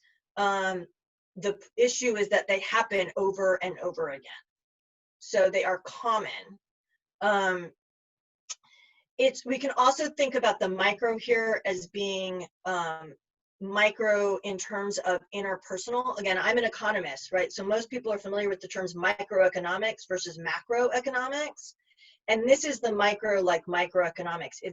Microeconomics is the study of individual and behavior, and macro is like the bigger economy. Here, micro refers to sort of the individual interactions between individual people, it can sometimes affect multiple individuals in a given space, but it's as opposed to, and we'll get to this a little bit later, sort of structural, institutional kind of issues, right? Microaggressions often are not intentional. Like, they are harmful, but the harm is not intended by the person who's committing the microaggression. And in fact, a lot of people who commit microaggressions, if you ask them, their intention is actually the opposite. Like, there are a lot of microaggressions that are like backhanded compliments, in the sense that the person saying it thinks they're giving a compliment, but what's embedded in that isn't actually an insult, right? So saying, telling somebody how surprised you are that they did so well in your class, right? Yes, exactly, Connor, that you're surprised they've broken the stereotype, right? So it's still an insult because the stereotype is an insult, but you're saying it to an individual as if you're trying to compliment them, right? There's a whole taxonomy of different types of microaggressions, and we'll go through a bunch of these different examples. What differentiates them is that underlying subtext, right? The type of stereotype, or the type of bias, or the type of assumption that lies underneath what is said or done. And that's the important thing to keep in mind. What all microaggressions have in common is that what is said or done is different than what is implied and experienced by the target, okay? And in general, what is implied are negative things, insults about the identity group to which the target belongs. The other thing that I do think is really important for people to understand is that for people who experience microaggressions, they are experienced over and over and over again. So that any one individual incident might not seem like a big deal, but one of the analogies that gets used a lot is mosquito bites. That is, an individual mosquito bite is not a big deal. You can handle it. It's not pleasant, but you get over it. But if you were to get mosquito bites all over your body all the time, right? Or every day, every time you stepped out of your house, you got a mosquito bite. The other analogy is paper cuts. Similarly, any one individual paper cut, you get over it. It's not pleasant, but it's not a big deal.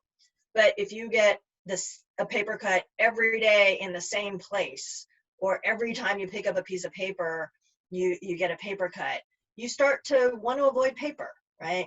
So it's the idea that when microaggressions are experienced by people from certain identity groups, it tends to be the same thing over and over again.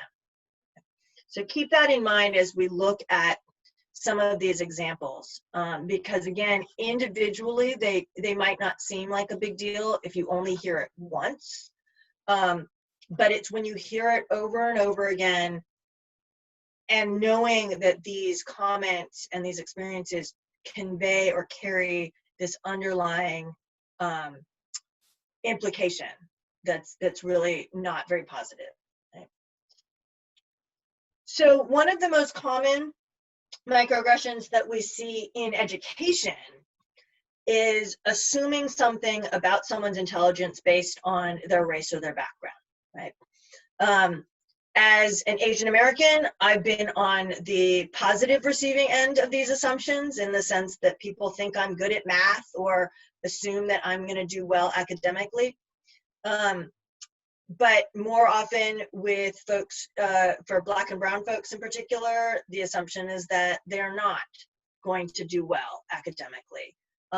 This can sometimes be really direct, like thinking somebody's in the wrong place because they're in an advanced class. Sometimes, more often, I think it gets articulated as surprise when someone does well, right? And these are, again, not uncommon things to hear people say.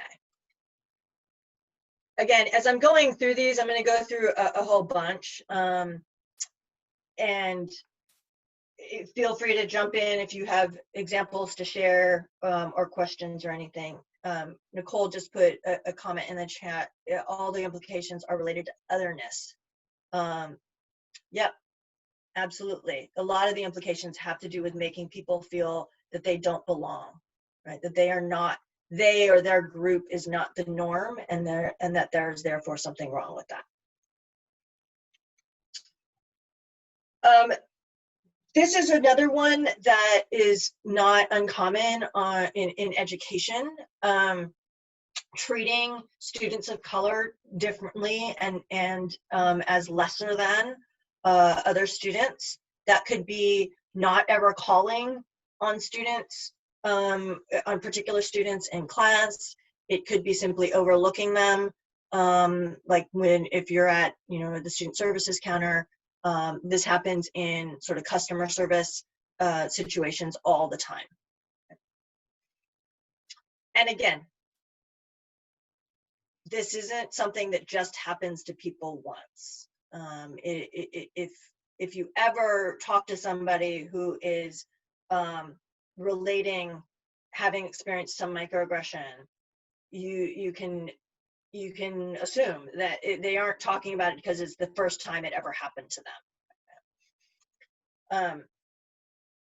Pathologizing culture, speaking about otherness, right? This one is making assumptions about what is ideal, and then in contrast, anyone who's part of a culture that isn't part of that norm, that ideal culture is treated in some negative way, that there's something wrong with them for not being part of that ideal normed culture.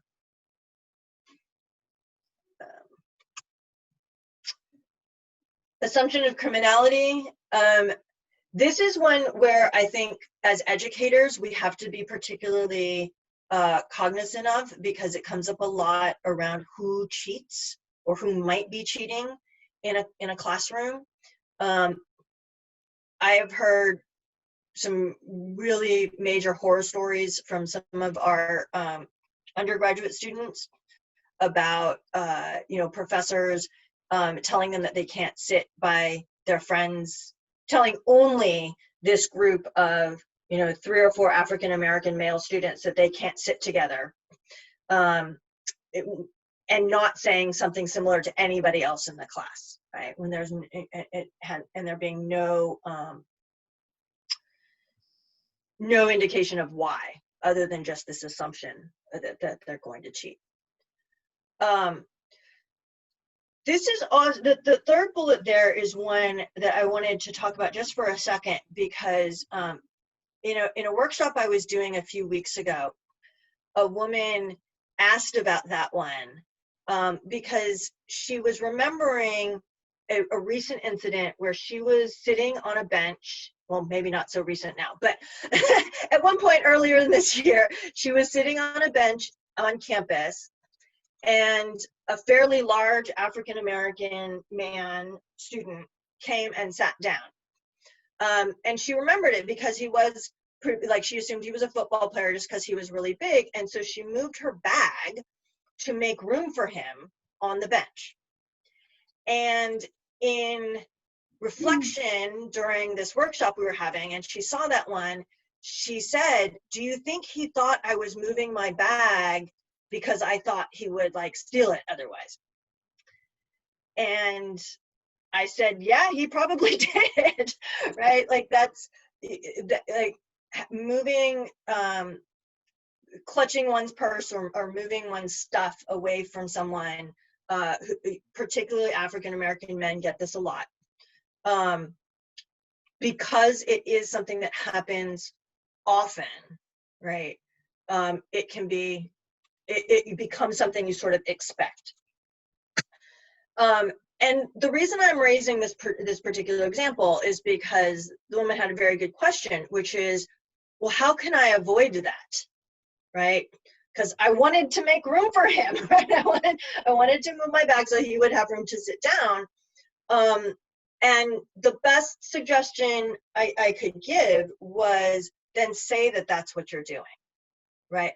And this is why going through examples and being aware of what common microaggressions are can be useful, in that if you want to avoid even unintentionally conveying a message that you did not mean to convey, knowing that certain actions and certain words or certain phrases are experienced this way by members of certain identity groups can help us think about ways to achieve the same objective without having this weird subtext, right? That they might be assuming we mean something we don't mean.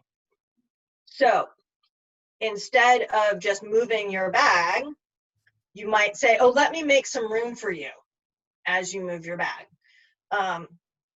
so that it's clear right away that that's what you're doing, and that the person that you're interacting with doesn't have to wonder.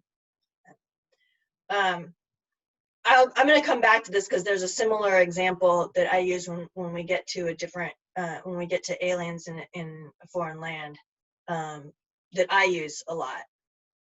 Does that make sense though to everyone?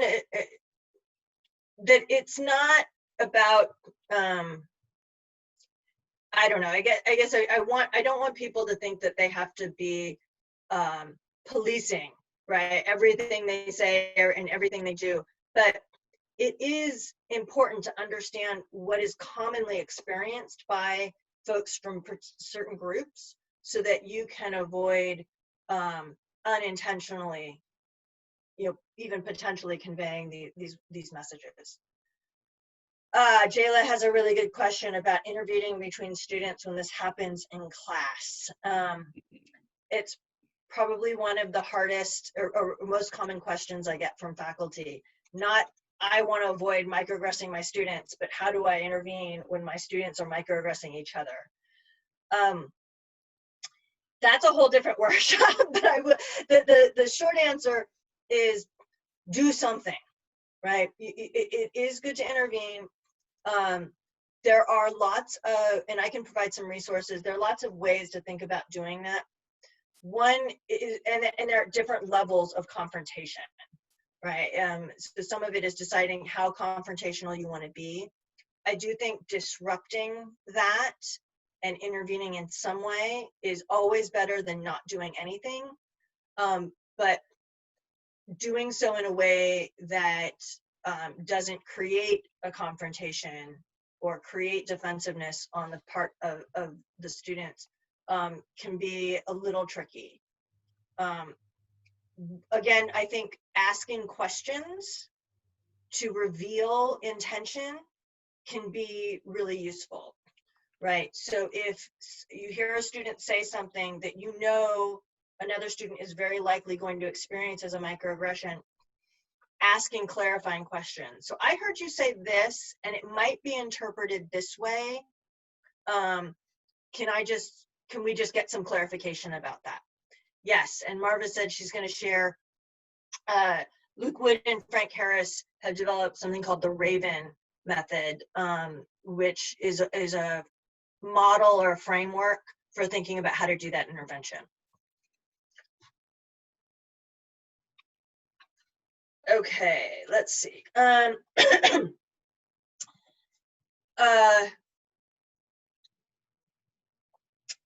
Different norming.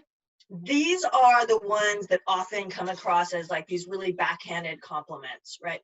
That is, I mean, the person saying it thinks that they're giving a compliment, but it's really an insult, because what they're saying is, the group you are a part of, I have this really negative opinion of this group that you identify with, but you're okay, right?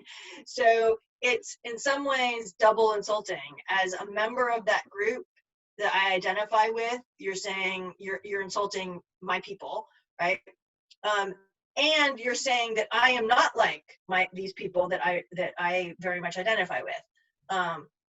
And so it's one where it's very much, it can be challenging to confront that, because the person saying it usually is saying it thinking they're giving you a compliment. Right? I'll go through the rest of these pretty quickly. This is the one I talk about a lot, because I've gotten this one personally a lot in my life as an Asian American. Where are you from? I'm from the Bay Area. Grew up in Northern California. No, I mean originally. Well, you know, like, I don't know. I'm not sure. And I know that the first time this happened, I was just confused. You know, then over time came to realize, okay, what they're really asking is, what's my ethnic background? But the reason that, again, this is so critical is that I'm not saying you should never ask someone where they're from. But if you ask someone particularly who is Asian or Latinx where they're from, make sure you really do want to know where they are from, not what their ethnic background is, because there are different ways to ask where, you know, if you want to know where they grew up or where they went to school, then ask, where did you grow up? Where did you go to school? You know, what part of the state do you hail from? Things like that. And again, the reason I'm kind of harping on this is, when someone asks me where I'm from now, today, there is a little part of my stomach that tenses up, waiting to see, well, if I say I'm from the Bay Area, are they going to say, oh, cool, I love San Francisco? Or are they going to say, no, I mean originally, right? And it's that anxiety that it creates that I experience every time now, no matter what the intention of the person. Anytime someone asks me where I'm from, I experience a little bit of that anxiety. That's what microaggressions do to people at varying levels, right? And in varying degrees of severity. So understanding that and thinking about how to not contribute to that can be one way to ensure that you're like getting off on the right foot with someone. Okay, so last few of these, color blindness, you know, I think folks at this point know, like, negating folks' lived experience by pretending that color doesn't exist is problematic for a lot of reasons. this is very similar, you know, for folks, for students of color in particular. You learn early that meritocracy doesn't mean what people who use the term think it means. And so someone who harps on meritocracy has a ton of implicit biases about people of color. Denial of interracial racism is very similar to colorblindness, kind of, you know, negating our lived experience. And invisibility is similar to an earlier one about sort of second-class citizen and just kind of ignoring people based on their identity. But again, since I'm totally running out of time and I want to wrap up who you are new,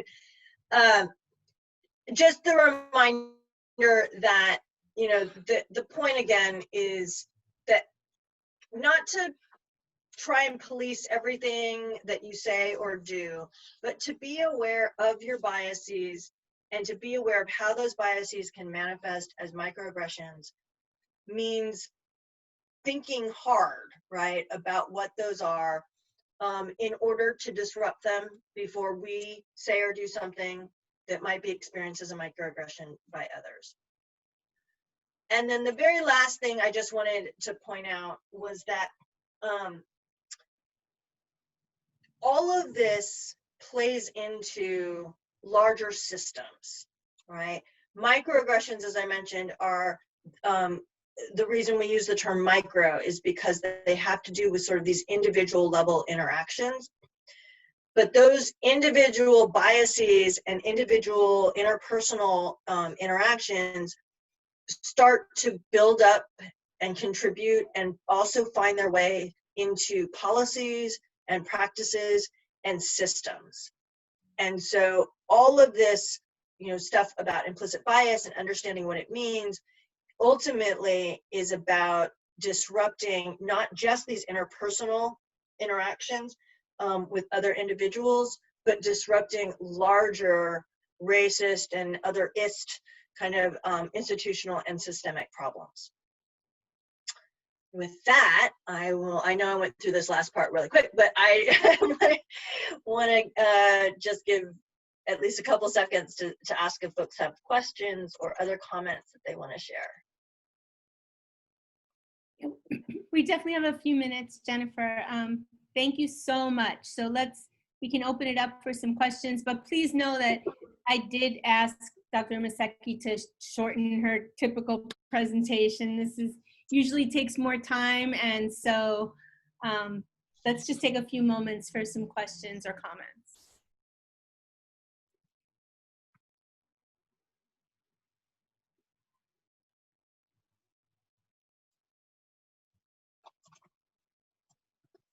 First day nerves, maybe. Thanks, Jayla. I have another quick question. This was a really helpful presentation. I really enjoyed it. So it seems I know we always put like a diversity statement in our syllabi when we start a new class, but it kind of seems like that gets overlooked, knowing that, you know, not everyone reads the syllabus. So what's the best way to start off a class to make sure that students know it's a safe space and your expectations of how they treat each other? What's a more natural way to start the class off, in addition to having something in the syllabus? Do you mean a class meeting or like the beginning of the semester? The beginning of the semester, like the first day of class. The first day of class. I think coming up with community agreements for the class is really important. I actually just put, in part, Jayla, in response to your earlier question, I put a link in the chat to a page that I put together on the Center for Inclusive Excellence website that talks about addressing not just microaggressions, but sort of challenging interactions in general. And if you can, planning ahead can do a lot to reducing problems later, right? So I do think using some time on the first day of class to emphasize to your students both your own values, but your expectations for how the class as a community is going to interact. So I mentioned, you know, when I have more time, I like to have groups co-create those community agreements. There are some really simple ways to do that. Put students into small groups and ask them to come up with some, like a list of the things that they think people should or shouldn't do. And then you put those together, and if you have students in smaller groups, they will come up with very similar things across the groups, right? But what's nice about that is they feel ownership because they're the ones that came up with it. It also gives you something to refer back to over the, if and when things come up later in the semester, right? So you overhear a student microaggressing another student, you can refer specifically to those community agreements, right? You know, we agreed as a class that we're going to be respectful to each other. I just heard you say something that I think is, I consider really disrespectful. So let's revisit our, you know, community agreements. It can be a really useful tool for centering those conversations later. Thank you so much. I will definitely use that for the fall semester. I appreciate it. All right, thank you so much. Let's all give snaps. I really appreciate you taking the time over the summer to come in and get us started right as our own JDP community. And now knowing we have you as a resource, thanks for putting the link right in chat for people to find some really good additional information. And we'll be continuing our conversation as a JDP community as well. Awesome. Jennifer, thank you so much. Thank you for having me. And if there's ever anything else I can do, just, you know, give a holler. It's good to see y'all. You know I will. Okay. Okay. Thank you so much. All right. Bye-bye. Bye. So next up we have Dr. Darielle Blevins. She's joined us. We're going to take really 5 minutes. I know we took almost 10 before, but just 5 minutes so that we can get Dr. Blevins set up as host, get a drink or whatever you need, and then we'll come back and she's going to share some of her experiences with us, and I'll make a more formal introduction then. So 12:07, we're going to start precisely. Thank you. I want to introduce you to Dr. Darielle Blevins. I mentioned earlier that Darielle is a recent graduate from our program just last spring. I really want to call out that Darielle was maybe the first or one of the first to defend her dissertation over Zoom, which was unexpected. I remember thinking, well, we won't be able to have everybody, the community, join us, but we'll be in a, well, at least we'll be in the equity room, but no, the pandemic struck and that changed everything. So in addition, I want to mention, and I don't want to embarrass you, but I'm going to, a couple of very notable things during her time at the JDP. First, she won twice a CSU-wide research award. The first time was, I think, your first year. Was that right? First year. And then this year again, Darielle came in second for the entire 23 campuses, or 23, 27 campuses of the CSU for education. So a CSU-wide was amazing. So congratulations on that. Darielle was also named Joint Doctoral Program Student of the Year for her graduating class. So Darielle, I'm a fan, you know that. Really happy to have you here. Oh, one other thing, she got hired as a postdoc right out of school without missing a beat. So that's another great attribute. But thank you for being here. Thank you for sharing a little bit about your journey and your research with us. Sure. Oh yeah, I'm unmuted. So I think I'll go over some of my dissertation first. This is the presentation I used for the CSU competition, and then I can share about my journey, or y'all can ask me questions, whatever you want to do, whatever we have time for. Okay. All right, so my dissertation was called Visualizing Girlhood, the Power of the Black Girl Gaze to Understand Adolescent Girls' Identity. and I did a visual inquiry, which I'll explain a little bit of what that means. Let's move some things. All right. So why did I center Black girls? I wanted to start with just the fact that I know that Black girls are capable, they're very dynamic, extremely diverse, but this is not always emphasized in society or in educational research in general. Often Black girls are rendered invisible as their needs are not really included in many policies and research, educational practices as a whole, but they still remain pretty hyper visible to multiple forms of public scrutiny. And so one thing that we see is over-discipline in education and school settings. And so this image shows how 4 Black girls who were only 12 years old were strip searched by different administration. I believe mostly it was a nurse who said that these girls were being too hyper or too giddy while they were at lunch. And so they must have had drugs on them. And so all these girls were brought into a nurse's office and stripped of not only their clothes, but also of their innocence and their ability or their to be viewed as just a happy 12-year-old, right? And so these girls were definitely mislabeled as deviant when they were doing absolutely nothing wrong. They were being completely developmentally appropriate. And so we see how stereotypical beliefs about Black people, women being criminal or deviant can lead to our children actually being discriminated against at school. And so this leads to increase in suspensions, but it also leads to Black teen girls feeling more sad or hopeless. And when this is for 2 weeks straight, we know that this might be a sign of depression. And so this is something that we need to look into. So I centered the Black girl gaze, and this is a phrase in a visual theory that I borrowed from Claudine Tauffe. I still need to learn how to say her last name, in which she centers this documentation about the process of creating Black girl authored counter narratives. And when we do this in research or in education, it provides a space for Black girls to claim their authority, to speak back to stereotypical narratives, specifically using visual methodologies, using art.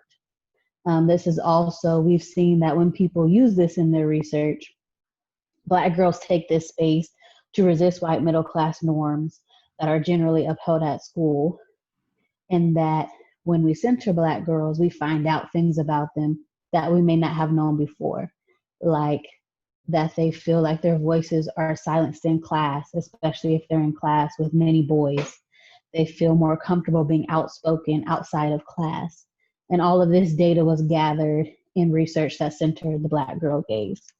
And so the purpose of this particular study was to utilize an art-based methodology. Specifically, I used self-portraits to understand how Black girls' beliefs about their identity, to understand Black girls' beliefs about their identity by centering their gaze and their experiences and their voices. My specific questions were, how do Black adolescent girls verbally and visually express their inner selves? How do they depict their identities from their teacher's perspective? And how does this process of drawing elicitation interview inform the expression of girls' identity? And I'll explain some of these things as I go. The theoretical framework that I used was Black feminist thought. Collins explains that we live in a society that has interlocking systems of oppression that create a common experience among Black women.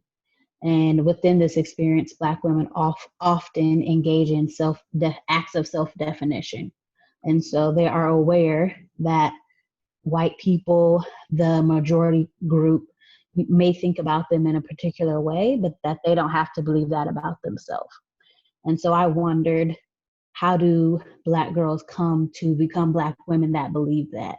And so I also use Black girlhood pedagogy, which is meant to advance complex and holistic narratives about Black femininity. And I particularly focused on the duality of understanding that you might be perceived in a certain way, but do you really believe that about yourself? And so this was a qualitative inquiry that used visual methods. I ended up having 10 participants.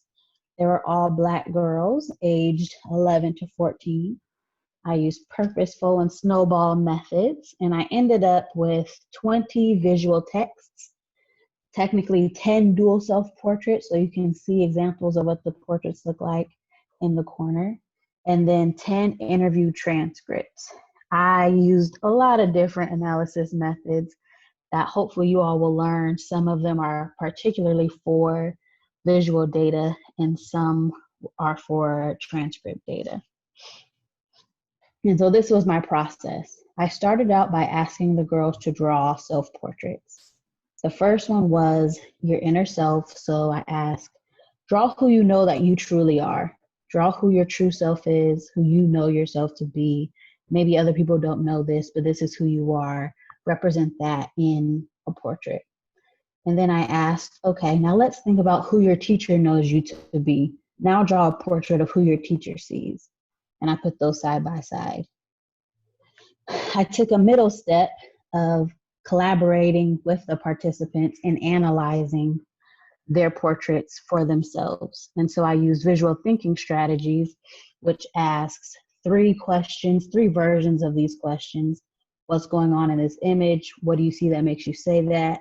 And what more can we find? This is not necessarily, or wasn't created to be questions for analysis, but they turned out to work really well. And then after that, I had my own set of questions where I did a drawing elicited interview. So I asked questions specifically based on their portrait. And then I did an in-depth interview where I asked questions that were just based on their experiences at school. And I'll just quickly show this chart of different ages so you can get an idea of who I was talking to. Here are the words that explain my findings. I'll end up showing you pictures too. And so one theme was that these girls expressed that their inner selves were invisible. I noticed that by the incongruency of their portraits. Some things would be in their inner self portrait that were nowhere near in their portrait from their teacher's perspective. And so I found that the girls really negotiated this invisibility in 2 ways in particular. One was by doing school, which is when they suppress their emotions and they try to focus extremely on academics. And then other girls explained ways that they exerted their agency. And so they were extremely emotionally expressive in class. And they talked a lot about holding adults in their life accountable. The second theme was great in that these girls felt like they were extremely visible and that their teacher saw them as a whole person. Those relationships were characterized by them feeling accepted, having close relationships. There was an intense focus on Black culture in those classrooms, and those teachers had high expectations for them.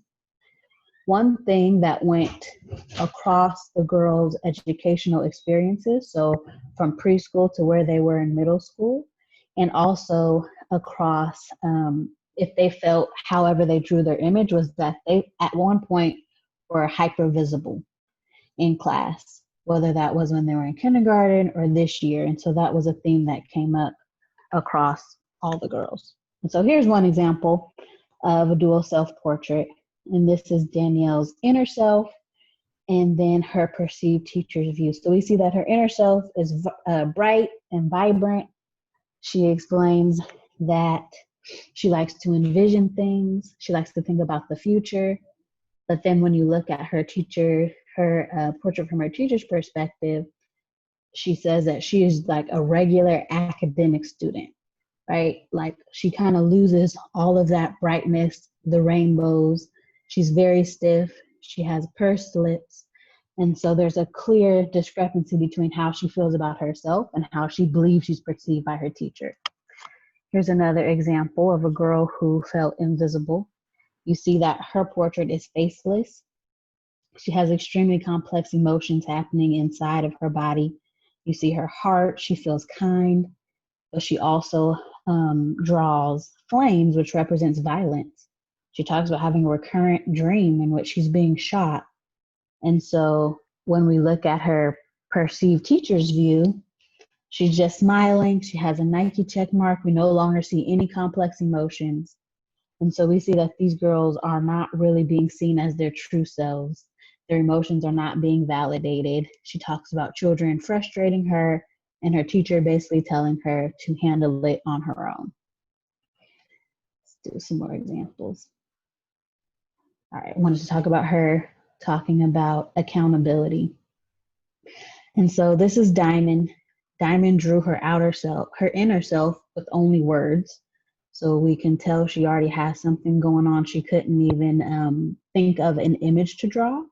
But when she thought about her relationship with her teacher, she automatically knew she wanted to draw a broken heart, right? And so she says, you know, a broken heart is really when you feel sad. But she also talks about feeling like she has this relationship because she says something. If a teacher says something to her, she says something back. She doesn't hold back. And so there's almost like a punishment for girls who want to stand up for themselves. They end up with broken hearts.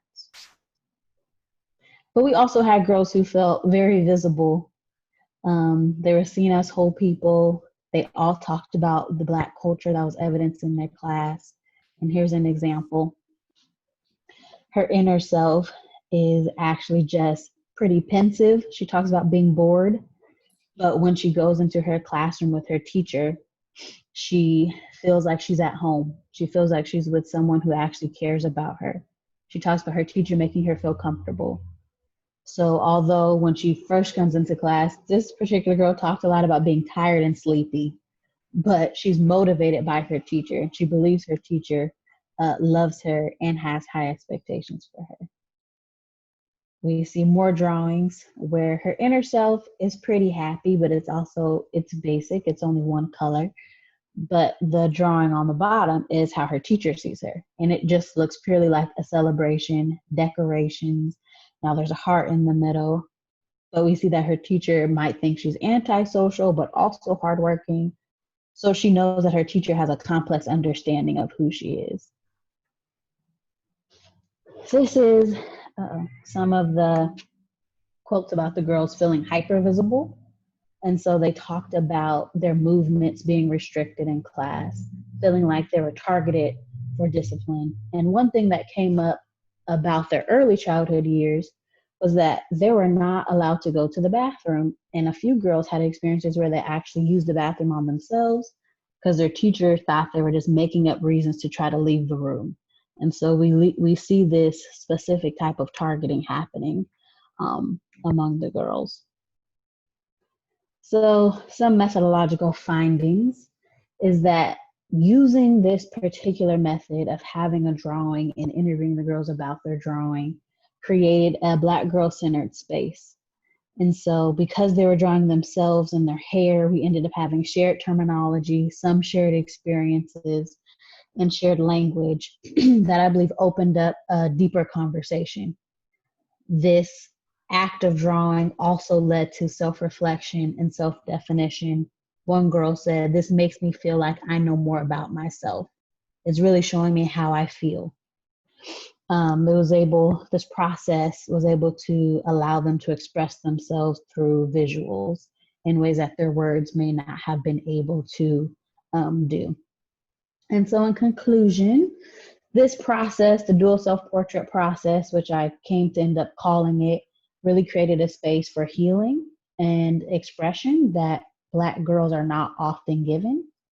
And within these relationships in which girls' true selves were overlooked and invisible, some girls did engage in doing school. So almost just going through the motions and acting in order to feel accepted by their teachers. And we know this study basically confirmed that quality student-teacher relationships are characterized by affirming culture, having close relationships, and care and encouragement. Many implications from this study. Our teachers clearly need more anti-bias, anti-racist training that specifically teaches them about the experiences of Black girls. And our research needs the same, and to look into utilizing more arts-based methods.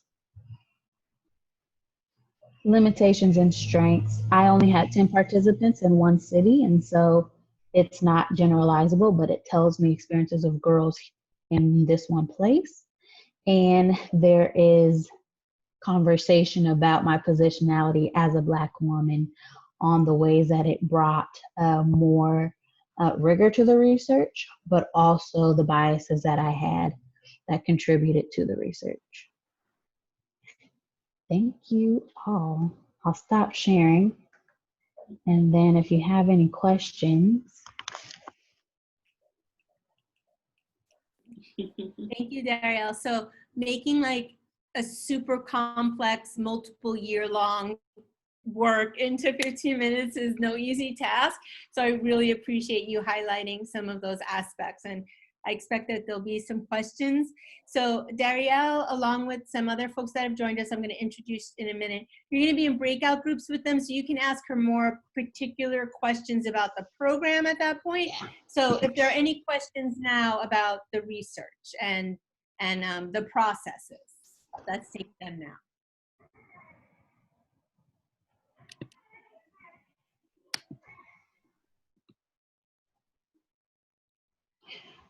Can I read your comment out loud? The person who wrote a comment. Yeah, can I? Yes. Yeah. Oh, it's to everyone. I was like, is this private? I love that you additionally use your research to create a space for healing and expression. This is amazing. That's something that I did intentionally. My background is in counseling and behavior support, and I felt like it was not ethical in a way to just go in and do research that didn't give something back to the people who I was talking to. So if the space wasn't going to create something in which they could heal, then I felt like it was not research I wanted to do. So cool. Ariel, I have a question. Yes. You actually just answered one I wanted to ask about your background in behavioral sciences specifically, so thank you. But I wanted to know, did you research or were you practicing narrative therapy with the self-drawing techniques? Because there's a lot of similarities in that therapy modality with what you've done, and I think it's absolutely wonderful. I'd like to know if you plan on pursuing any future research specifically with those 10 participants, maybe an intervention strategy with either their families or their teachers specifically.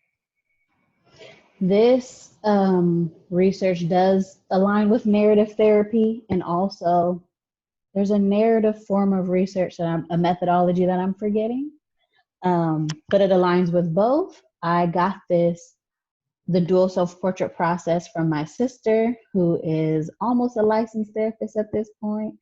So I did my master's in counseling and never got licensed. And so she's like, I use this with my like adolescent clients and they love it. And so, yes, it definitely comes from therapy, counseling, partially why I could use it and knew how to use it. And so kind of thinking through, if anybody's just going to randomly want to go use this, some training probably does need to happen because intense emotions come up during this process that I was trained to handle. What's your second question? Did you have any plans for future research specifically with this group of students you were working with, and maybe planning an intervention strategy either with their families or the teachers themselves? Yeah, so about half of the participants came from the same school and the other girls were just referred to me individually. And they all basically were looking for something else. They were looking for somewhere else to continue this type of conversation. But the girls who went to the school, they have a class called Girl Time. And it's all girls.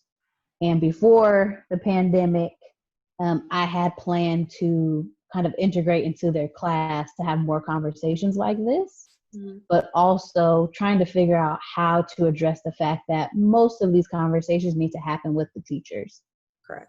It's important to create the space for the girls to be able to heal, but since so many of them brought up this idea of accountability, I didn't want to be another adult who heard their story and just let their teachers, treat them however they wanted. So we'll see after everything comes back how we can make that happen. But yep, it was in the plan.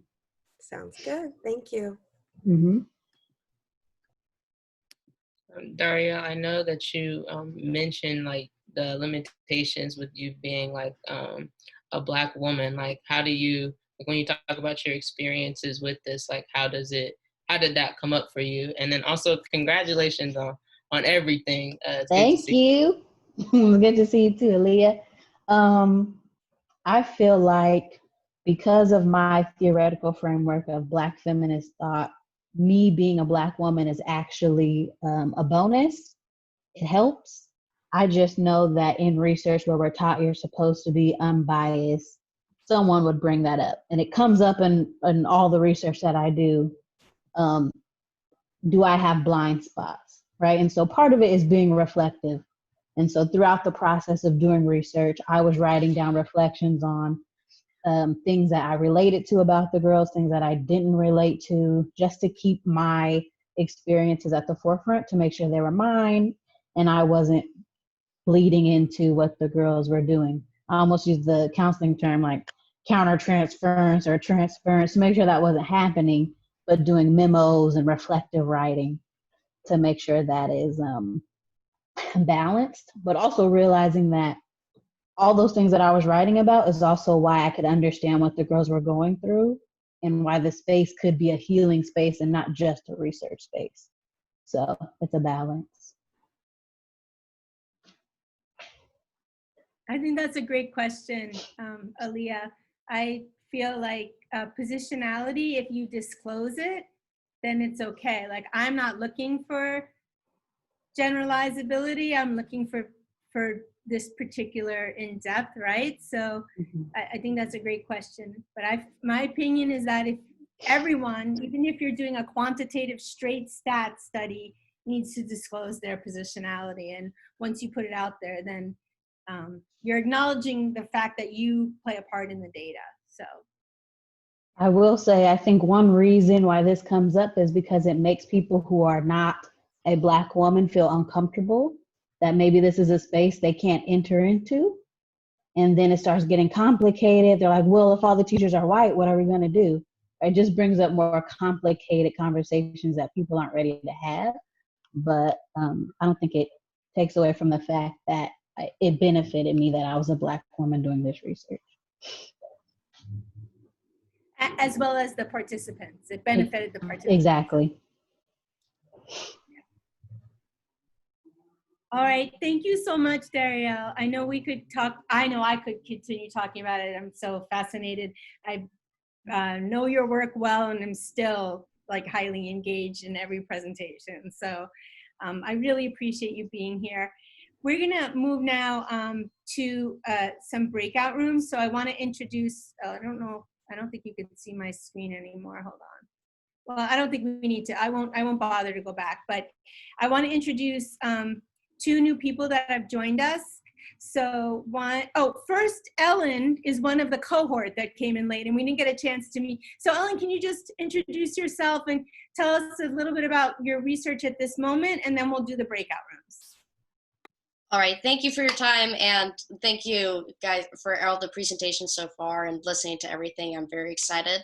My name's Ellen, and I'm here in San Diego. I'm a local and grew up, born and raised in San Diego. And my research is particularly with rural school districts in Southern California and looking at all the different factors that impact rural communities and how economy and policy affects these communities specifically. So I got a lot to read about. So thank you all. And I'm very, very, very excited to meet you all, even virtually. So thank you all for letting me speak. I'm glad you're here, Ellen. Thanks. All right, so I want to introduce two upperclassmen. I don't know if I'm So first, Asia Jones is joining us. Asia is going to be starting just her second year in the program. She's already had an impact on our community. And Asia is going to be doing one of the breakout rooms. Asia, you want to just briefly tell us what you're interested in studying? Hi, everybody. I hope everybody's doing good. So I'm interested in studying everything. No, just joking. I know every time I hear something, I'm like, oh, I want to talk about that. But I'm really interested in studying Black girls who are raised by other mothers or other family members because their parents are incarcerated, and what steps it took them to be successful through high school and college and beyond. So that's really, that's kind of my story and my life upbringing. And so I want to know how many other, I don't want to say there's a whole bunch of other ages out there, but I want to know how many other people, how many other hopers are out there, because my name means hope, that had to go through these pipelines to get to where we are today. Thanks, Asia. And I want to introduce Charlene. I think she was here. Oh, she's back. I'm here. There we go. Hi, how are you? You're good. Are you is this your third or fourth year? I think it's This is fourth year, yeah. Good. And Charlene is also a CDIP fellow. I mentioned the CDIP before. And so Charlene, will you tell us just a little bit about your perspectives, which have changed over time? We talked about that. So right now. Yeah. So I mean, I you know, as Dr. Capello has said, it's a lot has changed kind of over time with where I've been at and what I've done, and a lot of that has been also a part of like my personal experiences outside of the program, and like my career changes. I have a background in sociology, and so that really kind of influences my big picture analysis of things. And so right now, and I say right now because like, you know, it's very similar to what you were saying, Aisha. It's like how, like, you know, you want to do everything, like everything, and so I get distracted and motivated and kind of everywhere. But right now, what I'm looking at is more of a institutional analysis of the school that I work at and what our response was to the school closures for good and bad, basically, and how it impacted our students. And so that's what my focus is right now. But once I get that project done, let's see what happens, right? Because, you know, but Dr. Calapella has been great with kind of keeping me focused and grounded, because I tend to kind of go all over the place. You're a big idea person. That's the way I would say it. Yeah. All right, so we're going to take up just 10 minutes to put you in breakout rooms with Rika, Charlene, Asia, and Darielle, because I know that it's different when you're talking to your peers than when you're talking to me.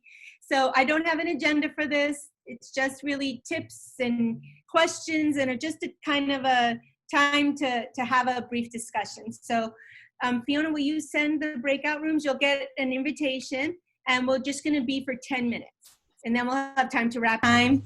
But I really felt like 3 hours was max for us to be together today. We'll have plenty of more time to connect and collaborate. Just to end things, I wanted to give you two of my big tips that I want to leave you with. One is get double duty out of all of your class assignments. So as you start to take classes, think about like whether those papers can then be used for conferences or can be used for publications. Go through IRB to get permission so that you can publish those things. So I think getting double duty out of your coursework is important at the doctoral level. It's more than just doing an assignment for your class.